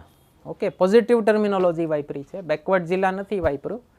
સૌથી બેકવર્ડ હતા એટલે એને ગ્રોથની સૌથી વધુ આશા હોય એટલા માટે એનો શબ્દ પ્રયોગ કર્યો છે એસ્પિરેશનલ ડિસ્ટ્રિક્ટ, કે સૌથી વધુ આશાવાન જિલ્લાઓ. 112 જિલ્લાઓ આઈડેન્ટિફાઈ કર્યા હતા અને એમાં જિલ્લાઓ ડેવલપ થઈ ગયા. હવે નેક્સ્ટ લેવલ ઉપર જિલ્લામાં ડેવલપ થાય એટલે શું હોય, ઉદાહરણ જિલ્લાનું હેડક્વાર્ટર વધુ ડેવલપ થઈ ગયું હોય, આજુબાજુના તાલુકા ડેવલપ ન થયા હોય, ઉદાહરણ આપું છું એક. તો હવે બીજા કયા તાલુકા ડેવલપ નથી થયા એ પર્ટિક્યુલર જિલ્લામાં, તો એના માટેનો એક માઇક્રો પ્રોજેક્ટ એસ્પિરેશનલ બ્લોક્સ, કે આ 112 જિલ્લાઓમાં હવે કયા તાલુકા ડેવલપ નથી થયા એ તાલુકાઓને ડેવલપ કરવાનો એક પ્લાન છે આવનારા વર્ષમાં. એક સીમાડાના જે ગામડા હોય, બોર્ડર એરિયાના જે ગામડાઓ હોય, એ પણ ડેવલપ નહોતા થયેલા. આપણે ત્યાં અરુણાચલની બાજુ તમે જુઓ, નોર્થ ઇસ્ટની બાજુ, કે ઇવન જમ્મુ કાશ્મીરમાં લદ્દાખની બધી સાઈડ, તો બોર્ડરના ગામ બહુ ખરાબ હાલતમાં. અને સામેની બાજુ ચાઇનાએ 600 મોડલ વિલેજ બનાવી લીધા છે ભારતની બોર્ડર ઉપર. 4 લેન હાઈવે, કોઈક જગ્યાએ 6 લેન હાઈવે ભારતની બોર્ડર સુધી ખેંચી નાખ્યો છે. તો ભારત સરકારનું ધ્યાન હજી સુધી નહોતું ગયું એના ઉપર, તો એને નામ આપ્યું છે વાઇબ્રન્ટ વિલેજીસ પ્રોગ્રામ. એક આપણો વાઇબ્રન્ટ ગુજરાત સમિટ છે એના ઉપરથી નામ લીધું છે વાઇબ્રન્ટ વિલેજીસ પ્રોગ્રામ. તો સીમાના ગામોમાં, બોર્ડર એરિયાના જે ગામો છે ત્યાં સુધી બધી ઇન્ફ્રાસ્ટ્રક્ચર ફેસિલિટીઝ પહોંચાડવી. રોડ બની શકે તો રેલવે, ઇન્ટરનેટ, દૂરદર્શન, એના માધ્યમથી બધી ડિજિટલ સાધનો, બધું જ. અને ચાઇનાની વાત આવે છે તો નેક્સ્ટ જઈએ આપણે ડિફેન્સ ઉપર. ડિફેન્સમાં આત્મનિર્ભરતા કેળવવાની ઘણા ટાઈમથી પ્રયાસ ચાલે છે સરકારનો. તો આ વર્ષે ડિફેન્સ ઉપર જે ખર્ચો થશે, કેપિટલ પ્રોક્યોરમેન્ટ થશે, એમાં 68% ખર્ચો ભારતીય કંપનીઓ ઉપર થશે. એટલે ઇમ્પોર્ટ ડિપેન્ડન્સ, આપણે જે વિદેશી કંપનીઓ ઉપર આપણો જે આધાર છે એ ઘટાડવા માટેનો પ્રયાસ છે આ. બજેટમાં, ડિફેન્સ બજેટમાં ગયા વર્ષ કરતાં 13%નો ઇન્ક્રીઝ છે. ડિફેન્સ બજેટની એક મોટી કઠણાઈ છે આપણે, કે અમારે ગઈકાલે જ ક્લાસમાં જ ચર્ચા થતી હતી કે પગાર અને પેન્શન ઉપર બહુ મોટો ખર્ચો જાય છે ભારત સરકારનો. તો એના કારણે આર્મીનું જે મોડર્નાઇઝેશન થવું જોઈએ એ એટલી સ્પીડથી નથી થઈ શકતું. અને R&D સેક્ટરમાં આપણે ઘણા પાછળ છીએ રિસર્ચ એન્ડ ડેવલપમેન્ટમાં. તો ડિફેન્સ રિસર્ચ એન્ડ ડેવલપમેન્ટમાં 25% પ્રાઇવેટ ઇન્ડસ્ટ્રીને છૂટ આપી છે. ઇન્ડસ્ટ્રી, સ્ટાર્ટઅપ્સ અને એકેડેમિયા એટલે યુનિવર્સિટીના સ્ટુડન્ટ્સને પણ એ લોકોનું ક્યાંય ભેજું કામ કરતું હોય ડિફેન્સ R&Dમાં તો એ લોકોને પણ છૂટ આપવાના છે. નેક્સ્ટ ટોપિક ઉપર આવું જેની બહુ બધા લોકોને ઇંતજારી છે કે બિટકોઇન લીગલાઇઝ કરી નાખ્યો કે નહીં. નથી કર્યો. ફાઇનાન્સ મિનિસ્ટરે એના પછી બજેટ પછી પ્રેસ કોન્ફરન્સમાં પણ કીધું અને ઇન્ટરવ્યૂમાં પણ કીધું કે બિટકોઇન, એથેરિયમ એ બધી છે એ ક્રિપ્ટો કરન્સી નથી. એણે કીધું કરન્સી અમે એને જ માનીએ છીએ જે સરકારે ઇસ્યુ કરેલી હોય. જ્યાં સુધી એને RBIનું કે કોઈ પણ બીજા દેશની સેન્ટ્રલ બેંકનું બેકિંગ નથી, લીગલ ઠપ્પો નથી, ત્યાં સુધી અમે એને કરન્સી ડિક્લેર નથી કરતા. શું કામ? એમણે પોતે જ કીધું ભાઈ કરન્સી તો કોઈ પણ છાપી શકે, હું છાપી નાખું, તમે છાપી નાખો, તો એની સેન્ક્ટિટી શું, એનો ભરોસો શું કે આ માણસ મારા પૈસા લઈને ભાગી નહીં જાય. હું મતલબ કોઈ વ્યક્તિ હોય XYZ હોય તમને બિટકોઇન વેચી દે, તમે એને હાર્ડ કેશ આપો, ભારત સરકારના રોકડા રૂપિયા આપો અને બિટકોઇન લઈને ભાગી નહીં જાય એની શું ગેરંટી છે તમને? તો એને શું સ્ટેટસ આપ્યું ભારત સરકારે અત્યારે? એને એક ડિજિટલ એસેટનું સ્ટેટસ આપ્યું છે. તમે કેમ જમીન ખરીદો, મકાન ખરીદો અને વેચો અને એના ઉપર પ્રોફિટ કમાવો, તો એ એક એસેટ થયું, એક સંપત્તિ થઈ. એવી જ રીતે અત્યાર સુધીના જેટલા બિટકોઇન હોય, એથેરિયમ હોય, જેટલા પણ આવી ડિજિટલ કરન્સી ચાલે છે એમાં જેટલા પણ ડીલ થયા એને સરકાર ગણશે digital asset. Okay, bitcoin legal tender નથી થયું ભારતમાં. ઓકે, અને એને સ્પેશિયલ કેટેગરી એસેટમાં મૂક્યું છે. આપણે ત્યાં જમીન મકાન ખરીદી અને વેચવા ઉપર જે ગેઇન થાય એને કહેવાય છે લોંગ ટર્મ કેપિટલ ગેઇન, લાંબા ગાળાનો મૂડીનો નફો. એના ઉપર ઇન્કમ ટેક્સ રેટ છે 15%, પણ આ ડિજિટલ એસેટ ઉપર એને સ્પેશિયલ કેટેગરીમાં નાખ્યું છે, એના ઉપર ટેક્સ રેટ છે 30%. ઓકે, એટલે હાઈએસ્ટ સ્લેબ કહી શકો તમે ઇન્કમ ટેક્સનો, કોઈ છટકબારી નહીં. પ્લસ 1% TDS છે કે તમે ડીલ કરો ત્યારે જ 1% કાપવાનો, ટેક્સ ડિડક્ટેડ સોર્સ, બરાબર. અને બીજું શું કીધું કે ભાઈ તમારે ડિજિટલ કરન્સી જોઈએ જ છે તો RBI પોતે એક બનાવશે. એને નામ આપ્યું છે CBDC, central bank digital currency. એનું કંઈક આવું લોક જીભે ચડે એવું પણ નામ ગોતશે કાંઈ, જેમ કે આ બિટકોઇન ને એથેરિયમ તમારા નામે ચડી ગયું છે, ભારત કોઇન કે એવું કંઈક નામ ગોતશે હજી આગળ, બરાબર. એની પણ આ વર્ષે જ શરૂ થઈ જશે. ઓકે, ઇલીગલ ટેન્ડર હશે. શું કામ? ભારત સરકાર ઇસ્યુ કરે છે, એની પાછળ RBIનું બેકિંગ છે. ચાઇનાએ 2019માં આવી એક કરન્સી લોન્ચ કરી દીધી છે ઓલરેડી. હા, ઘણા બધા દેશોએ પોતાની ડિજિટલ કરન્સી લોન્ચ કરી ચૂક્યા છે ઓલરેડી, તો ભારત પણ હવે કરવાનું છે લોન્ચ. નેક્સ્ટ આવીએ ઇન્ફ્રાસ્ટ્રક્ચરમાં જ પરમેનન્ટ રોજગાર આપતા અમુક પ્રોજેક્ટ્સ છે, અટલજીના ટાઈમથી પેન્ડિંગ પડ્યા છે. એ છે રિવર લિંકિંગ પ્રોજેક્ટ. તો એમાં એક આ can Betwa river linking project છે. મધ્યપ્રદેશની બે મોટી નદીઓ, એક કેન અને એક બેટવા, કેન અને બેટવા, એ બંનેની વચ્ચે એક નહેર જેવું નાખે છે, અત્યારે ચાલે છે કામ, અને એનાથી બંને નદીઓ જોડાઈ જશે. અટલજીના સમયથી આ પ્લાન પેન્ડિંગ પડ્યો છે. સુપ્રીમ કોર્ટે પણ હવે લીલી ઝંડી આપી દીધી છે કે કરો તમે ઇન્ટરલિંકિંગ રિવરનું. એનાથી એક મોટો ફાયદો શું થશે? ભારતના અમુક પ્રાંતો એવા છે કે જ્યાં દર વર્ષે પૂર આવે જ છે. ઉદાહરણ બિહાર, આસામ, દર વર્ષે પૂર આવે છે. અને અમુક પ્રાંત એવા છે, અમુક રિજિયન એવા છે પ્રાંતની અંદર કે જ્યાં દર વર્ષે દુકાળ જ હોય. સૌરાષ્ટ્ર લગભગ પાણીની અછતવાળો પ્રદેશ છે. ઉત્તર ગુજરાત, કચ્છ, મહારાષ્ટ્રમાં વિદર્ભ, તેલંગાણા, ઓકે, આ બધા એવા એરિયા છે કે કાયમ પાણીની અછત જ હોય. તો વાં પૂરના કારણે લોકો મરે છે, અહીંયા અછતના કારણે મરે છે. તો ઇન્ટરલિંકિંગનો એક મોટો ફાયદો એ થશે કે જ્યાં પૂર આવે જે નદીમાં એનું પાણી ડાયવર્ટ કરી શકે બીજી નદીને. તો હજી પ્લાન છે, ઓકે, હજી કઈ રીતે આખા ભારતની નદીઓ જોડવાનો પ્લાન છે, એ આખું જોડાઈ પછી કઈ રીતે ફંક્શન કરશે એ જોશું. પણ એક બહુ સરસ ઉદાહરણ આપણી નર્મદા નદી, એ ઘણી બધી નદીઓ લિંક થઈ ગઈ છે. તો પહેલાં સાબરમતી નદી અડધો વર્ષ ખાલી રહેતી, આજી પણ ખાલી રહેતી, એ હવે આપણને પાણી મળે છે, પીવાનું પણ મળે છે, સિંચાઈનું પણ મળે છે. તો એના માટેનો એક પ્લાન છે. કેન બેટવા માટે પૈસા એલોટ કરેલા છે આ વર્ષના બજેટમાં. આ તો અપ્રૂવ થઈ ચૂકેલો પ્લાન છે. એના ઉપરાંત અમુક બીજી લિંકના ઉલ્લેખ છે બજેટમાં. મીન્સ આ વર્ષમાં એને અપ્રુવલ મળવાના ચાન્સીસ છે પૂરેપૂરા. એક આપણી ગુજરાતની જ છે દમણગંગા પિંજલ પ્રોજેક્ટ. આ ફોટો જરાક ખરાબ આવ્યો છે.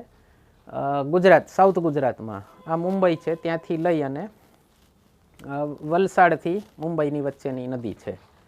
ઓકે. બીજી એક છે અગેન સાઉથ ગુજરાતની જ છે, પાર તાપી નર્મદા. ઓકે. આ નર્મદા, આ તાપી, અને એને લિંક કરવાનો પ્રોજેક્ટ છે. ઓકે. સાઉથની 3 મોટી નદીઓ, સાઉથ તો નહીં કહું પણ દ્વીપકલ્પીય ભારત, પેનિન્સ્યુલર ઇન્ડિયાની 3 મોટી નદીઓ, એને પણ લિંક કરવાનો એક પ્રોજેક્ટ છે. એટલે એક લિંક છે ગોદાવરી ટુ કૃષ્ણા, બીજી લિંક છે કૃષ્ણા ટુ પેન્નાર, અને ત્રીજી લિંક છે પેન્નાર ટુ કાવેરી. એટલે દક્ષિણ ભારતની પણ બધી નદીઓ લગભગ એક થઈ જશે. દક્ષિણ ભારતની નદીઓમાં પણ આપણને ચોંકાવનારી સ્થિતિ છે, પાણીની અછત થવા માંડી છે. હા. બીજો એક પ્રોજેક્ટ, નવો પ્રોજેક્ટ ઘોષણા કરી છે આ વખતે બજેટમાં, એ છે પર્વતમાલા પ્રોજેક્ટ. એક સાગરમાલા દરિયા માટેનો ચાલે છે, એક ભારતમાલા હાઈવે માટેનો ચાલે છે, ત્રીજો એક પ્રોજેક્ટ લોન્ચ કર્યો છે પર્વતમાલા. પર્વતમાલામાં એક નેશનલ રોપવેઝ ડેવલપમેન્ટ પ્રોગ્રામ બનાવવાના છે.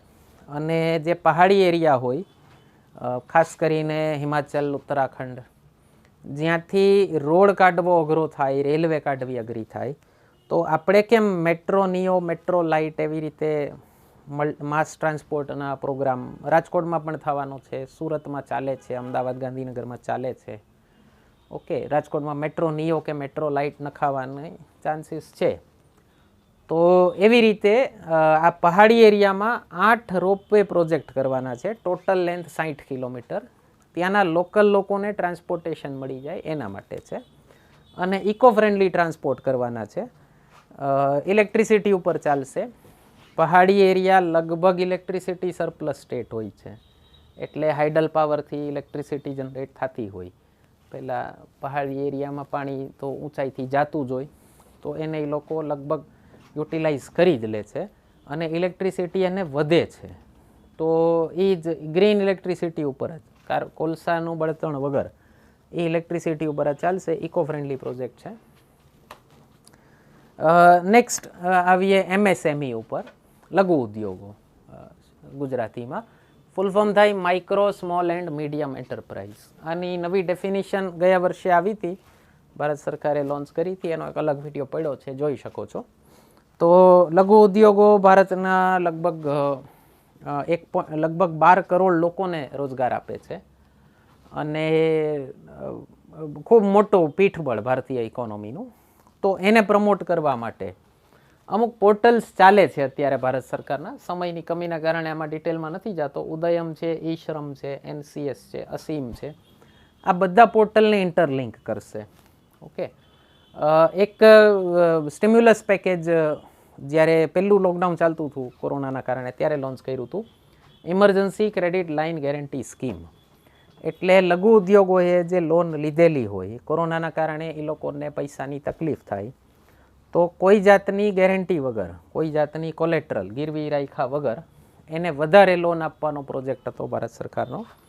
અને એમાં લગભગ 1.14 કરોડ MSME લોન લીધેલી છે. લગભગ 4.5 લાખ કરોડની લોન અપાઈ ચૂકી છે. એમાં 50,000 કરોડ વધારે દેવાના છે હોસ્પિટાલિટી સેક્ટર માટે. કઈ સર્વિસ સેક્ટર માટે? જે કોન્ટેક્ટ બિઝનેસીસ છે, જેમાં પર્સન ટુ પર્સન કોન્ટેક્ટ વધુ થતા હોય. ઓકે. સર્વિસ સેક્ટરમાં તો એ લોકોને વધારે આપવાનો પ્લાન છે, એટલે ઇકોનોમી દોડતી થાય. એવી જ રીતે એક આવી રીતનું એક ટ્રસ્ટ બન્યું હતું લઘુ ઉદ્યોગો માટે, credit guarantee trust for micro and small enterprises. 2000 AD માં આવું એક ટ્રસ્ટ બન્યું હતું. અટલજીના ટાઈમમાં, એને 2 લાખ કરોડ રૂપિયા આપવાના છે આ બજેટમાં. આ બંને સ્કીમથી ફાયદો શું થાય એ CLGS અને આ CGTMSE ફૂલ ફોર્મ પણ જોઈ લેજો બંનેના. એનાથી ફાયદો શું થાય, લઘુ ઉદ્યોગો પાસે મોસ્ટલી ગીરવે રાખવા માટે પ્રોપર્ટી ન હોય, તો સરકાર એની ગેરંટી લે છે કે એ જો લોન નહીં ચૂકવે તો અમે ચૂકવી દઈશું. એટલે સરકાર વેપારી ઉપર ભરોસો કરે છે કે ઓલો ચૂકવી દેશે. અને મોટાભાગના વેપારી ઈમાનદાર જ હોય, કોક હોય એવા કે કારણ કે લોન ન ભરો તો તમે પછી માર્કેટમાંથી આઉટ થઈ જાઓ, નાદાર જાહેર થઈ જાઓ. હવે તો પછી ઇન્સોલ્વન્સીના, બેંકરપ્ટસીના, નાદારીના કાયદા બહુ સ્ટ્રિક્ટ થઈ ગયા છે અને એકવાર નાદાર જાહેર થઈ જાઓ પછી તમારી યાર કોઈ ધંધો ન કરે. તો મોસ્ટલી વેપારી ઈમાનદાર જ હોય સાહેબ. ઓકે, બધાને પોતાની આબરૂની પડી હોય, પણ 1-2 વિજય માલ્યા જેવાના કારણે બધાને લોન મળતી બંધ થઈ જાય, વ્યાજબી ન કહેવાય. એટલા માટે સરકાર પોતે રિસ્ક ઉઠાવે છે કે અમે ભરી દઈશું. એવી જ રીતે MSME માટે એક પ્રોગ્રામ લોન્ચ કર્યો હતો ગયા વર્ષે વર્લ્ડ બેંકની સાથે ભારત સરકારે. એનું નામ છે RAMP, raising and accelerating MSME performance. કોરોનાના કારણે લઘુ ઉદ્યોગોને વધુ માર પડેલી છે, તો એને ફરીથી રિવાઇવ કરવા માટે અમુક પૈસા વર્લ્ડ બેંકે કાઢ્યા, અમુક પૈસા ભારત સરકારે કાઢ્યા. તો વર્લ્ડ બેંકે ગયા વર્ષે પ્રોમિસ કર્યું હતું $500 મિલિયન, $50 કરોડ, એટલે તમે અંદાજ લગાવી શકો લગભગ 4.5 કરોડ રૂપિયા. આ વર્ષે ભારત સરકારે 6,000 કરોડ રૂપિયા આપ્યા છે. શેના માટે? કોવિડના કારણે લઘુ ઉદ્યોગોને જે તકલીફ આવી છે એમાંથી બહાર નીકળવા માટે. નેક્સ્ટ છે ફાઇનાન્શિયલ ઇન્ક્લુઝનનું. Financial inclusion means financial services, એટલે કે બેન્કિંગ છે, ઇન્સ્યોરન્સ છે, એ બધી સેવાઓ બધા વ્યક્તિઓ સુધી પહોંચાડવા માટેનો કાર્યક્રમ વર્ષોથી ચાલે છે. અને બેંકની બ્રાન્ચીસ ગામડાઓમાં ખોલવાની પ્લાનિંગ સરકારની વર્ષોથી ચાલે છે. સરકારનો એક પ્લાન હતો કે પોસ્ટ ઓફિસને બેંક બનાવી દેવી, પણ એમાં પછી RBIના નિયમ નડ્યા એટલે પોસ્ટ ઓફિસની બેંક ન બની શકી. પછી પોસ્ટ ઓફિસની એક પેમેન્ટ બેંક બનાવી, IPPB કરીને. મેઇનલી પોસ્ટ ઓફિસને બેંક બનાવવા પાછળ સરકારનો હેતુ એવો હતો કે પોસ્ટ ઓફિસની 1.5 લાખ શાખાઓ છે ભારતમાં, 7 લાખ ગામડાઓ વચ્ચે 1.5 લાખ શાખાઓ. આટલી વ્યાપક સંસ્થા ભારતમાં એકેય નથી કે જેની 1.5 લાખ ઓફિસ હોય. તો એ 1.5 લાખ પોસ્ટ ઓફિસને કોર બેન્કિંગ સિસ્ટમ CBS સાથે જોડી દેશે. એટલે શું હશે, ત્યાં બધી પોસ્ટ ઓફિસમાં નેટ બેન્કિંગની ફેસિલિટી હશે, મોબાઈલ બેન્કિંગ મળશે, ATM હશે, ટ્રાન્સફર ઓફ ફંડ થશે. પોસ્ટ ઓફિસ સેવિંગ્સ ખાતામાંથી બેંક અકાઉન્ટમાં પૈસા ટ્રાન્સફર થઈ શકશે, બેંક અકાઉન્ટમાંથી પોસ્ટ ઓફિસ સેવિંગ્સ અકાઉન્ટમાં. અને ગામડાના લોકોનો બહુ ભરોસો છે આની માથે, તો પોસ્ટ ઓફિસમાં સેવિંગ્સ અકાઉન્ટ ખોલાવે છે એ લોકો. તો ટૂંકમાં એ બધાને બેન્કિંગ સ્ટ્રક્ચર સાથે, મેઇન સ્ટ્રીમ ફાઇનાન્શિયલ ઇન્ડસ્ટ્રી સાથે જોડવા માટેનો, ફાઇનાન્શિયલ સર્વિસીસ સાથે જોડવા માટેનો પ્લાન છે. નામ આપ્યું છે any time anywhere post office savings. Digital India માટે અમુક કદમ ઉઠાવ્યા છે. 75 જિલ્લાઓમાં 75 ડિજિટલ બેન્કિંગ યુનિટ્સ બનાવવાની છે ભારત સરકાર. એક પાસપોર્ટ કરીને આવવાનો છે. લગભગ 100 દેશોએ પાસપોર્ટ લોન્ચ કરી દીધો છે. તો ભારત પણ હવે લાવે છે પાસપોર્ટ. એમાં એક ચિપ રહે અને બધી વિઝાને રિલેટેડ તમે ક્યાં ક્યાં ટ્રાવેલ કરેલા અને બધી એમાં હોય ફેસિલિટી. એટલે ઓલા ઠપ્પા મારવા અને પેપર કેરી કરવા ને બધી ઝંઝટ નહીં. ઓકે, પાસપોર્ટ ઉપર ઠપ્પા ઘણા બધા લાગ્યા, ઘણીવાર આઈડેન્ટિફાઈ કરવું અઘરું થઈ જાય કયા કયા દેશમાં જઈ આવેલા છે. બીજું એક જમીનના મેપિંગનું કામ ચાલે છે. ગયા વર્ષે પણ બજેટમાં વાત થઈ હતી આપણે કે ડ્રોનથી જમીન મેપિંગનું કામ ચાલે છે. એને નામ આપ્યું છે સ્વામિત્વ સ્કીમ. તો ગામડાની જમીન, ગામડામાં શું હોય, ઘણીવાર માણસો 400 વર્ષથી ગામડું છોડ્યું જ ન હોય, એના એ ઘરમાં રહેતા હોય, એટલે અંગ્રેજોના આવ્યા પહેલાંના એ ઘરમાં રહે છે, તો એ જમીનના કાગળિયા ન હોય. તો એમાં બેનામી સંપત્તિ પણ ગામડાની જમીનમાં, ખેતીની જમીનમાં ખૂબ હોય છે.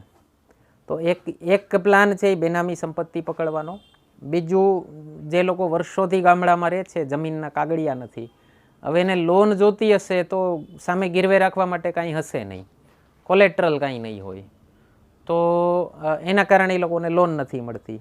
તો એના માટે શું કરે છે, ડ્રોનથી જમીન મેપિંગ ચાલે છે અને ગામડાની જમીનોના નકશા બને છે. તો એના માટે દરેક જમીનને એક આધાર નંબર આપવાના છે. એને નામ આપ્યું છે unique land parcel identification number. જેમ માણસોનો આધાર નંબર છે એવી રીતે જમીનનો આધાર નંબર રહેશે આ. અને એના માટે ઓનલાઈન બધા ડોક્યુમેન્ટ્સ અપલોડ થાય છે.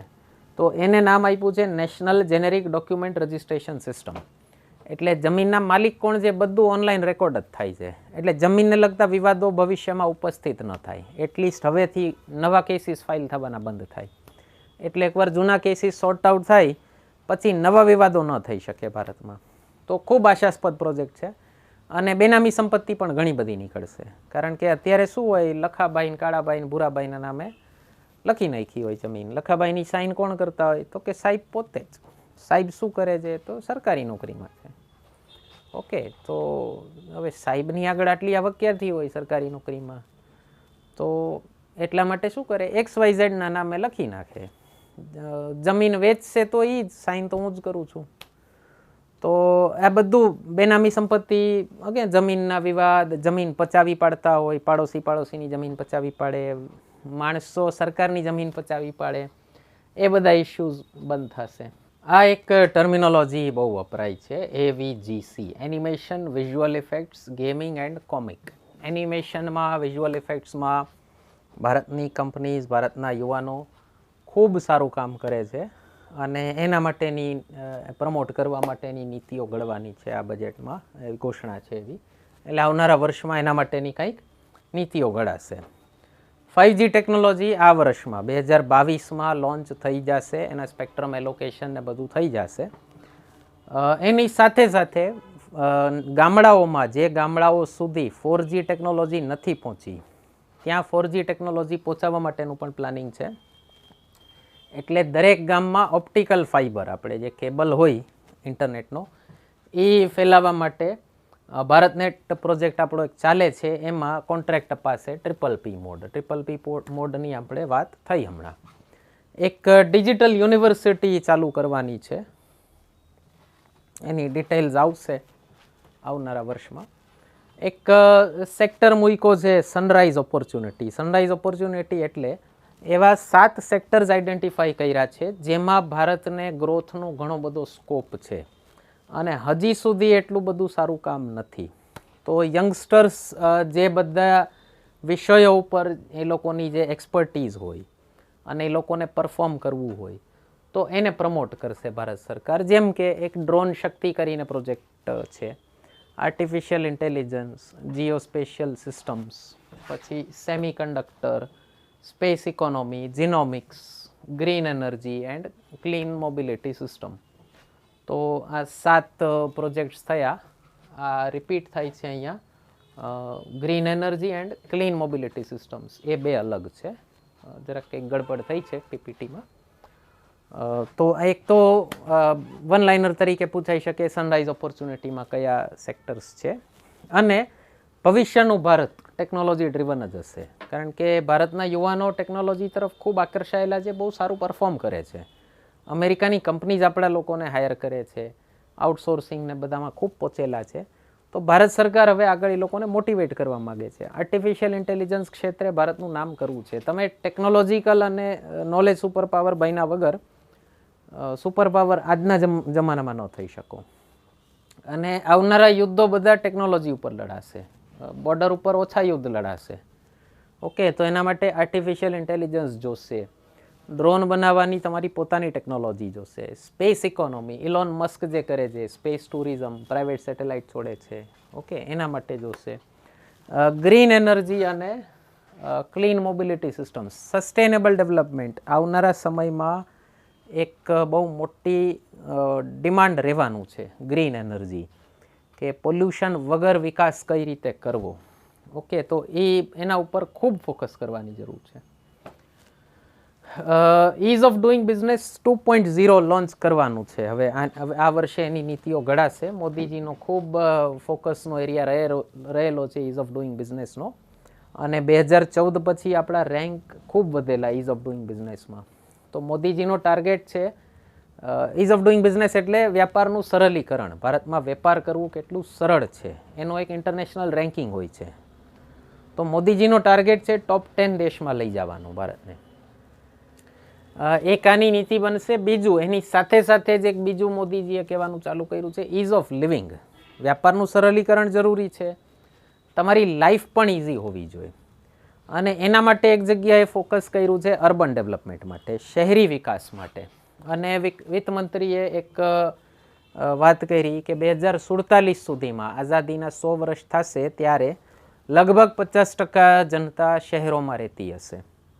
તો એના માટે અત્યારે શું થાય છે, ટાયર 1 સિટીઝ જે હોય, દિલ્હી, મુંબઈ, કલકત્તા, ચેન્નઈ, બેંગ્લોર, એ બધા ટાયર 1 સિટીઝ કહેવાય. એમાં ઓવરક્રાઉડિંગ વધતું જાય છે. હવે ત્યાં માણસો સમાતા નથી. તો એના માટે ટાયર 2 અને tier 3 city, Ahmedabad, Rajkot, Vadodara, okay, Indore, Pune, Nagpur, okay, આવા બધા સિટીઝને ડેવલપ કરવાની જરૂર છે. તો અત્યારે તમે કહી શકો અમદાવાદ સક્સેસફુલ પ્રોજેક્ટ છે. હવે અમદાવાદના લોકો કદાચ રોજગારી માટે મુંબઈ જતા હોય એવા કેસીસ ઓછા, પુણેના માણસો મુંબઈ જતા હોય એવા કેસીસ ઓછા.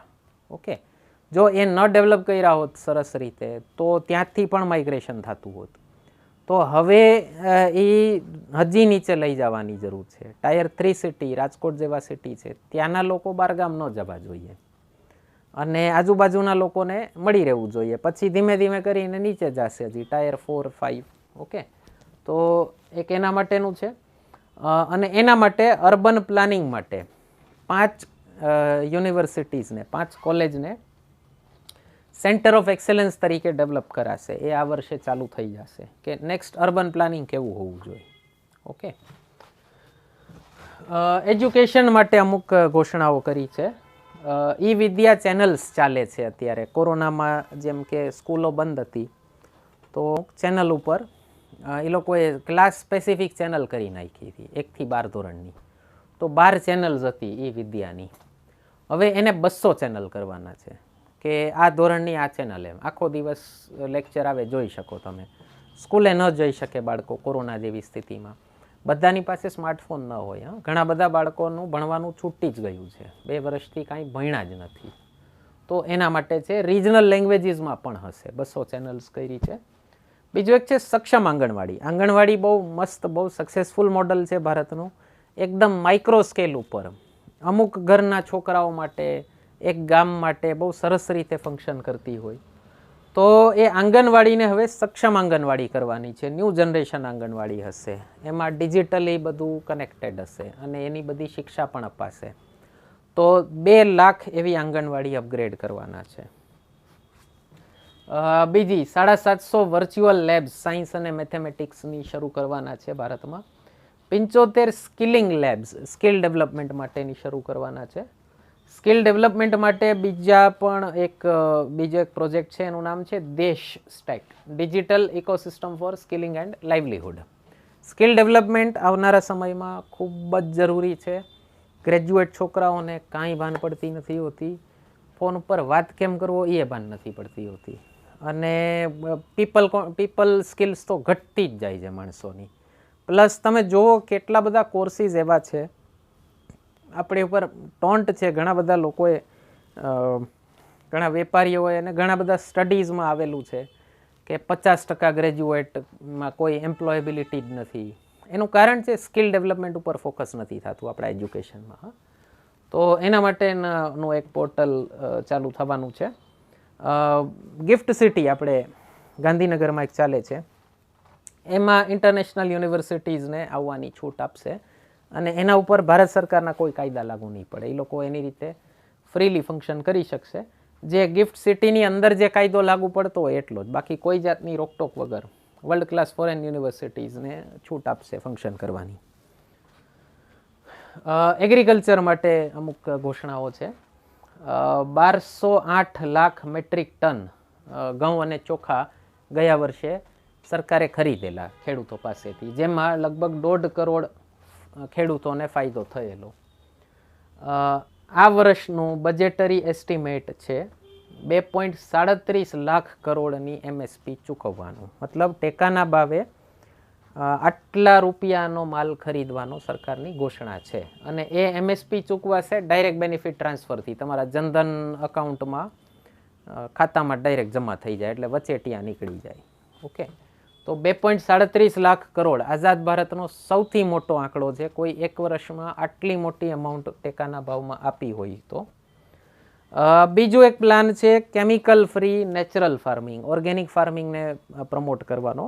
આપણે ખ્યાલ હશે કદાચ તમને લોકોને કે જે ગ્રીન રેવોલ્યુશન થયું હતું, પહેલી હરિયાળી ક્રાંતિ થઈ હતી, એમાં કેમિકલ ફર્ટિલાઇઝર અને પેસ્ટિસાઇડ ઉપર ખૂબ જોર આપ્યું હતું અને એના કારણે પંજાબમાં અમુક જગ્યાએ એવા ગામડા થઈ ગયા છે કે આખા ગામમાં એક ઘર એવું ન હોય કે એક કેન્સર પેશન્ટ ન હોય ઘરમાં. શું કામ? પેલા પેસ્ટિસાઇડ્સને બધા છાંટ્યા વર્ષોથી, એ પેસ્ટિસાઇડ જમીનમાં ઉતરા, હવે ભૂગર્ભ જળમાં, ગ્રાઉન્ડ વોટરમાં એ વયા ગયા પેસ્ટિસાઇડ.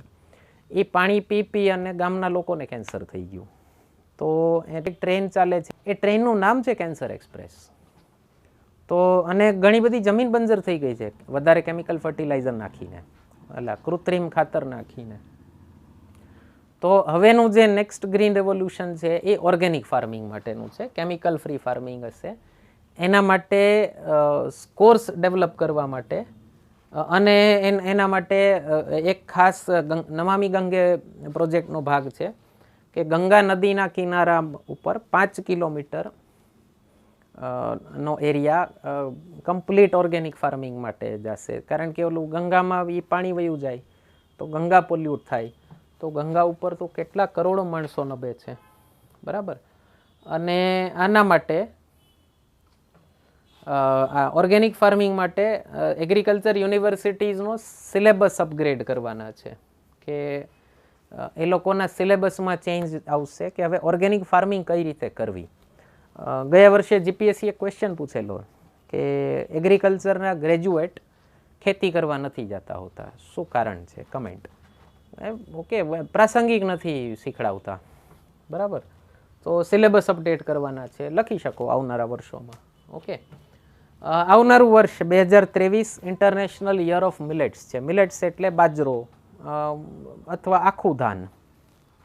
ઓકે, તો એમાં ભારતને ખૂબ ફાયદો થાય. બાજરો છે, જુવાર છે, ઓકે, એ બધા ભારતના ભારતની સ્પેશિયાલિટી છે એમાં. તો એનાથી પ્રમોશન મળશે આપણા ધાનને, તો એનું એક બજાર બની શકે. ઓકે, અને હેલ્થ માટે વધુ સારા છે ઘઉં કરતાં. ઓકે, કિસાન ડ્રોન્સ એક પ્રોજેક્ટ ચાલે છે, એને પણ વેગ આપવાનો છે. એનાથી ડ્રોન્સથી એક તો આ લેન્ડ રેકોર્ડ ડિજિટાઇઝેશન વાત થઈ આપણે, ઇન્સેક્ટિસાઇડ અને ન્યુટ્રિયન્ટ્સ ડ્રોનથી સ્પ્રે કરી શકે. ઓકે, એટલે કે કીટનાશક દવાઓ, જે જંતુનાશક દવાઓ છે, ન્યુટ્રિયન્ટ્સ ખાતરમાં જે કામ આવે એ. ઓકે, એ બધું હવામાંથી સ્પ્રે થઈ શકે. અમેરિકામાં ને એ બધું પ્લેન નાખે છે, આપણે એવડું બજેટ નથી એટલે ડ્રોનથી કામ ચલાવીએ છીએ. હવે જરૂર નથી, આમે પ્લેન પોતાનું પોલ્યુશન એ ફેલાવે. એન્વાયરમેન્ટ માટે અમુક સ્કીમ્સ છે. એક બેટરી સ્વેપિંગ પોલિસી લોન્ચ કરવાના છે. ઇલેક્ટ્રિક વ્હીકલ્સ આવનારા સમયનું ટ્રાન્સપોર્ટ હશે અને એનાથી એક ફાયદો એ થશે કે પોલ્યુશન સાવ ઘટી જશે. પોલ્યુશન ઘટાડવા માટે કરવું ફરજિયાત છે અને એના માટે ચાર્જિંગ સ્ટેશન બનાવવા એ ભારત માટે એક મોટી ચેલેન્જ છે. કારણ કે આટલી મોટી જનસંખ્યા, એટલે ચાર્જિંગ સ્ટેશન બનાવવા માટે ઇન્ફ્રાસ્ટ્રક્ચર જોઈએ, મોટી જગ્યા જોઈએ, ગાડી ઊભી રાખો, પછી ત્યાં તમે ચાર્જ કરો. એટલે ભારતમાં કેવડું ટ્રાફિક. એક ગાડી ચાર્જ થતાં જો 1 કલાક થાય તો કેટલો સમય લાગી શકે, અડધીથી 1 કલાક થાય તો કેટલો સમય લાગી શકે. એની જગ્યાએ પેટ્રોલ તમે 5 મિનિટમાં એક ગાડી ભરાવીને નીકળી જાય. તો હવે એ પોસિબલ નથી એટલું મોટું કમઠાણ કરવું. એટલે એક પોલિસી બનાવે છે બેટરી સ્વેપિંગ, કે તમારી ઇલેક્ટ્રિક વ્હીકલની બેટરી ચાર્જ જાતે કરવા જવાને બદલે ખાલી બેટરી આપો અને ભરેલી બેટરી લઈ જાઓ. તો એના માટેની એક પોલિસી બનાવવાના છે. સોલર પાવરનો ટાર્ગેટ છે ભારત સરકારનો 2030 સુધીમાં 280 ગીગાવોટ.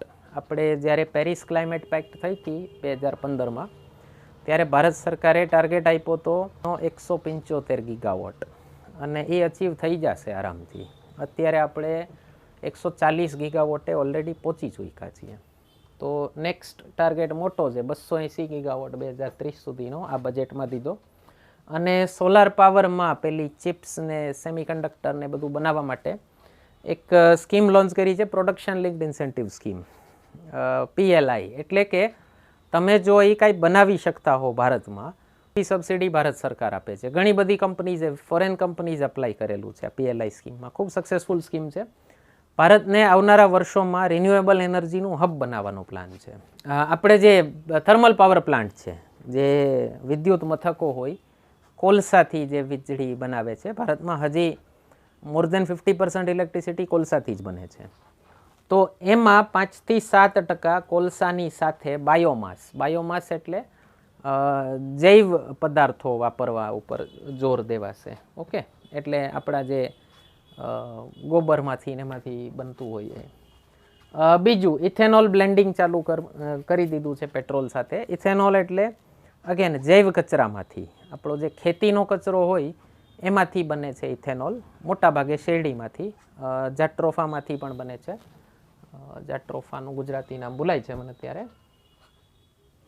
તો અત્યારે ભારત સરકાર જે સરકારી કંપનીઓ છે એમાં 8% મિક્સિંગ તો ચાલે છે. ઓકે, એને 20% લઈ જવાનો ટાર્ગેટ છે 2025નો. અને આ વર્ષથી ઓક્ટોબર મહિનાથી, ઓક્ટોબર 2022થી જે કંપની આ ઇથેનોલ બ્લેન્ડિંગ નહીં કરે એને ₹2 પર લીટર એના ઉપર ચાર્જ લગાવવામાં આવશે. પ્રાઇવેટ કંપનીઓ બ્લેન્ડિંગ નથી કરતી, સરકારી કંપની જ કરે છે. તો પ્રાઇવેટ કંપનીને એ ઇથેનોલ બ્લેન્ડિંગ કરવા માટે પ્રોત્સાહિત કરવા માટે આ કાયદો લાવ્યા છે. બીજું, એન્વાયરમેન્ટ માટે એક છે સર્ક્યુલર ઇકોનોમી. સર્ક્યુલર ઇકોનોમી એટલે જેમ કે વ્હીકલ સ્ક્રેપ પોલિસી એક લાવ્યા.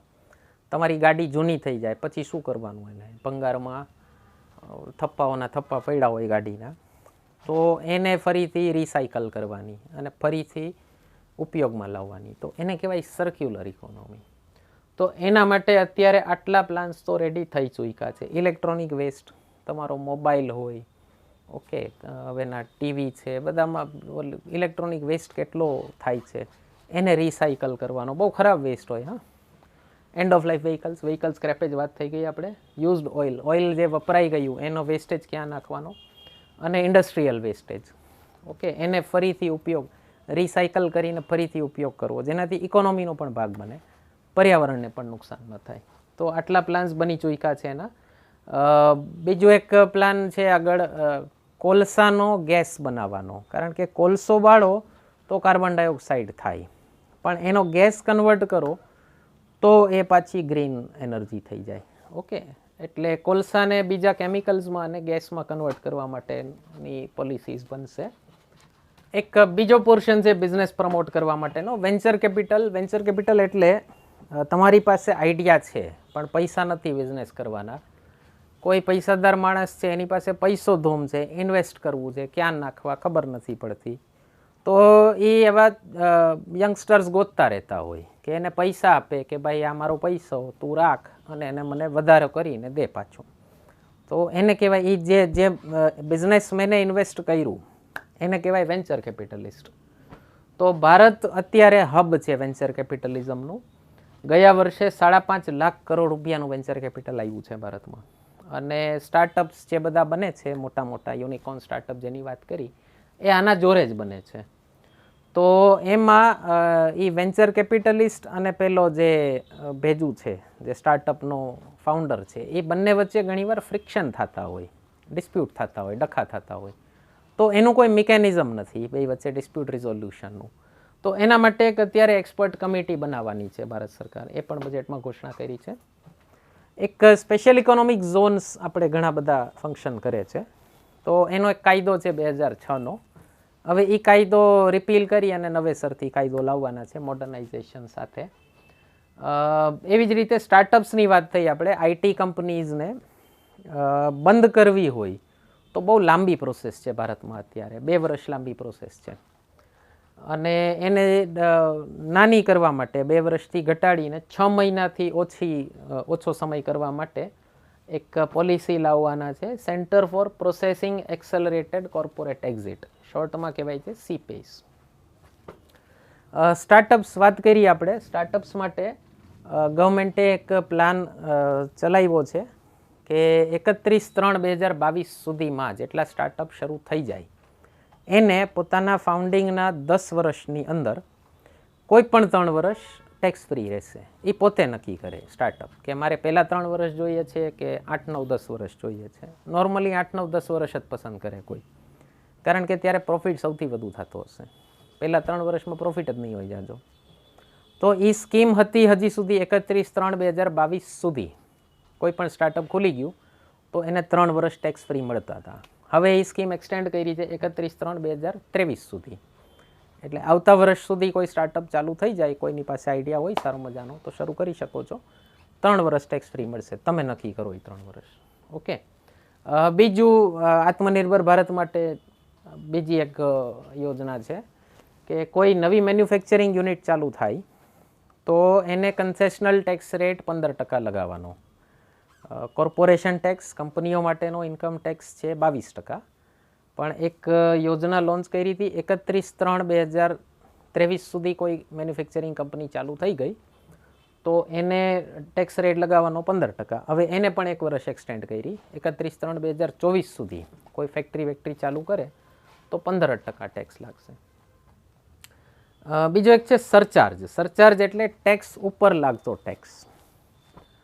તો લોંગ ટર્મ કેપિટલ ગેઇન્સ એક કહેવાય.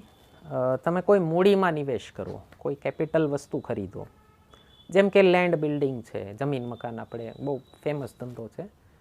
તો જો એમાં તમે ઇન્વેસ્ટ કરો તો તમને સરચાર્જ લાગતો તો હજી સુધી 37%. એવી જ રીતે કોઈ કંપનીના શેર્સ ખરીદા હોય તો એ પણ મૂડી જ કહેવાય, કેપિટલ જ કહેવાય કંપનીનું. કંપનીના શેર ખરીદ વેચ કરો, એમાં જે પ્રોફિટ થાય એના ઉપર long term capital gains tax લાગતો તો, સરચાર્જ લાગતો તો 15%. અને જમીન મકાન ઉપર લાગતો હતો 37%. તો હવે બેયને સાથે કરી દીધું. કોઈ પણ મૂડી રોકાણ કરો તમે, એના ઉપર જે તમને પ્રોફિટ થાય તો એના ઉપર સરચાર્જ લાગશે 15%. ઓકે. ટેક્સ રિલેટેડ કોઈ ચેન્જ નથી કર્યો આ વખતે. ટેક્સ કન્સિસ્ટન્સી કહે છે એને. અને એક ઘણા બધા ઇકોનોમિસ્ટે એની તારીફ પણ કરી કે ભાઈ દર વખતે મિડલ ક્લાસની નજર હોય પાર્ટ બી ઉપર બજેટના, કે અમને ટેક્સમાં શું ફાયદો મળ્યો. એક હું અલગથી વિડીયો બનાવવાનો છું, ટેક્સ સ્લેબ શું છે ભારતમાં એના ઉપર. ઓકે. તો અત્યારે આમાં ચર્ચા નથી કરતો. અત્યારે ટેક્સની, ઇન્કમ ટેક્સની, કોર્પોરેશન ટેક્સની કોઈ પણ રેટમાં, કોઈ સ્લેબમાં કોઈ ચેન્જીસ કર્યા નથી. ગયા વર્ષે જે હતું એમનું એમ જ ચાલે છે. એનાથી એક ફાયદો એ થાય, જેણે વખાણ કર્યા છે ઇકોનોમિસ્ટે, કે ભાઈ જરૂરી નથી દર વર્ષે ટેક્સ બદલવો જ જોઈએ. તમને ખ્યાલ હોય કે મારો ટેક્સ આટલો જ રહેવાનો છે તો તમે તમારું ફ્યુચર પ્લાનિંગ ઇઝીલી કરી શકો. બીજી વસ્તુ, કેપિટલિસ્ટ બજેટ છે, કેપિટલિસ્ટ સરકાર છે, મૂડીવાદી સરકાર છે. એટલે એક બહુ મોટી ટીકા થઈ બજેટની કે મિડલ ક્લાસ માટે કાંઈ નથી. એટલે સરકારે શું કીધું, ભાઈ અમે મિડલ ક્લાસને ઇન્ફ્રાસ્ટ્રક્ચર આપી છીએ. મિડલ ક્લાસ અમને ટેક્સ આપે, અમે એને ઇન્ફ્રાસ્ટ્રક્ચર આપશું. તો તમે ટેક્સ ન આપો અને રસ્તો ન મળે, એના કરતાં ટેક્સ આપો અને રસ્તા સારા મળે, રેલવે સારી મળે, ઇન્ટરનેટ મળે ગામડે ગામડે, એ વધુ પસંદ કરશે મિડલ ક્લાસ. એવી સરકારની દલીલ છે. અને સરકારે એવું કીધું ભાઈ ઇન્ફ્રાસ્ટ્રક્ચર બનાવશું એ ઇનડાયરેક્ટલી મિડલ ક્લાસને ફાયદો જવાનો જ છે. બીજું, ઇન્ફ્રાસ્ટ્રક્ચર બનાવશું એનાથી ઇકોનોમી દોડતી થશે તો મિડલ ક્લાસ કમાવાનો જ છે એમાંથી. ઓકે. એટલે આવી એક દલીલ આપી છે. તો ટેક્સમાં કોઈ ચેન્જ નથી કર્યો આ વખતે. એક પ્રપોઝલ આપી છે અપડેટેડ રિટર્ન ફાઇલ કરી શકવાની. તમે માની લો રિટર્ન ફાઇલ કર્યું હતું, તમારાથી ઇન્કમ કેલ્ક્યુલેટ કરવામાં ગડબડી થઈ ગઈ, ઓછી ઇન્કમ કીધી તમે, તો 2 વર્ષ સુધી તમે તમારું રિટર્ન રિવાઇઝ કરી શકો. અને એમાં તમે પોતે નક્કી કરો કે મારી ઇન્કમ આ હતી. તો એમાં ટેક્સ પેયર ઉપર ભરોસો બતાવે છે સરકાર કે ભાઈ એણે કહી દીધું ને તો ડન. એટલે ઇન્કમ ટેક્સ ઓફિસરનો રોલ ઘટાડવા માટે અને જનતાને વધુ ટેક્સ ભરવા માટે પ્રોત્સાહિત કરવા માટેનું એક કદમ છે. એક કંપનીઝ માટે એક ટેક્સ હોય છે, એને કહેવાય છે ઓલ્ટરનેટ મિનિમમ ટેક્સ. ઘણી કંપનીઝ ખેલાડી હોય કે એનો પ્રોફિટ બિફોર ટેક્સ અને પ્રોફિટ આફ્ટર ટેક્સ સેમ હોય, એટલે એ કંઈ ટેક્સ જ ન ભરતા હોય. અમુક કન્સેશન મળતા હોય કંપનીને, તો એ બધી કાયદાની આટીગુટીનો ઉપયોગ કરે, પેલી CA લોકોની ફોજ રાખે અને ટેક્સ જ ન ભરે. તો આવું થતું પાસ્ટમાં. તો એના માટે સરકારે એક ટેક્સ લાવ્યા હતા, એને કહેવાય છે મિનિમમ ઓલ્ટરનેટ ટેક્સ અથવા ઓલ્ટરનેટ મિનિમમ ટેક્સ. કે ભાઈ તમે ઇન્કમ કરતા હો ને, પ્રોફિટ કર્યો ને, તો હવે તમારે કોઈ ટેક્સ દેવાનો થાય છે કે નથી થતો. જો તમે કંપની છો તો મિનિમમ 15% ટેક્સ તો દેવાનો જ. તો કોઓપરેટિવ સોસાયટી માટે, સહકારી મંડળી માટે આ ઓલ્ટરનેટ મિનિમમ ટેક્સ 18.5% હતો. એને હવે ઘટાડીને 15% કરી નાખ્યો છે. એટલે કંપની અને કોઓપરેટિવ સોસાયટી બે ઇક્વલ લેવલ ઉપર આવી ગયા. એવી જ રીતે સરચાર્જ, ઇન્કમ ટેક્સ ઉપરનો સરચાર્જ કોઓપરેટિવ સોસાયટી માટે 12% હતો. એ ઘટાડી અને 7% કર્યો. કઈ કોઓપરેટિવ સોસાયટી માટે? જેની ઇન્કમ 1 કરોડથી 10 કરોડની વચ્ચે છે એની માટે. તો એમાં પણ કોઓપરેટિવ સોસાયટીને ફાયદો કરી દીધો છે. તો આશા કરીએ આ બજેટનું એનાલિસિસ તમને ગમ્યું હશે. કોઈ સજેશન હોય, ક્વેશ્ચન હોય, કમેન્ટ સેક્શનમાં પૂછી શકો છો. સબસ્ક્રાઈબ અને શેર કરવાનું ભૂલતા નહીં. ખૂબ મહેનત થાય એક વિડીયો બનાવવા માટે. ધન્યવાદ.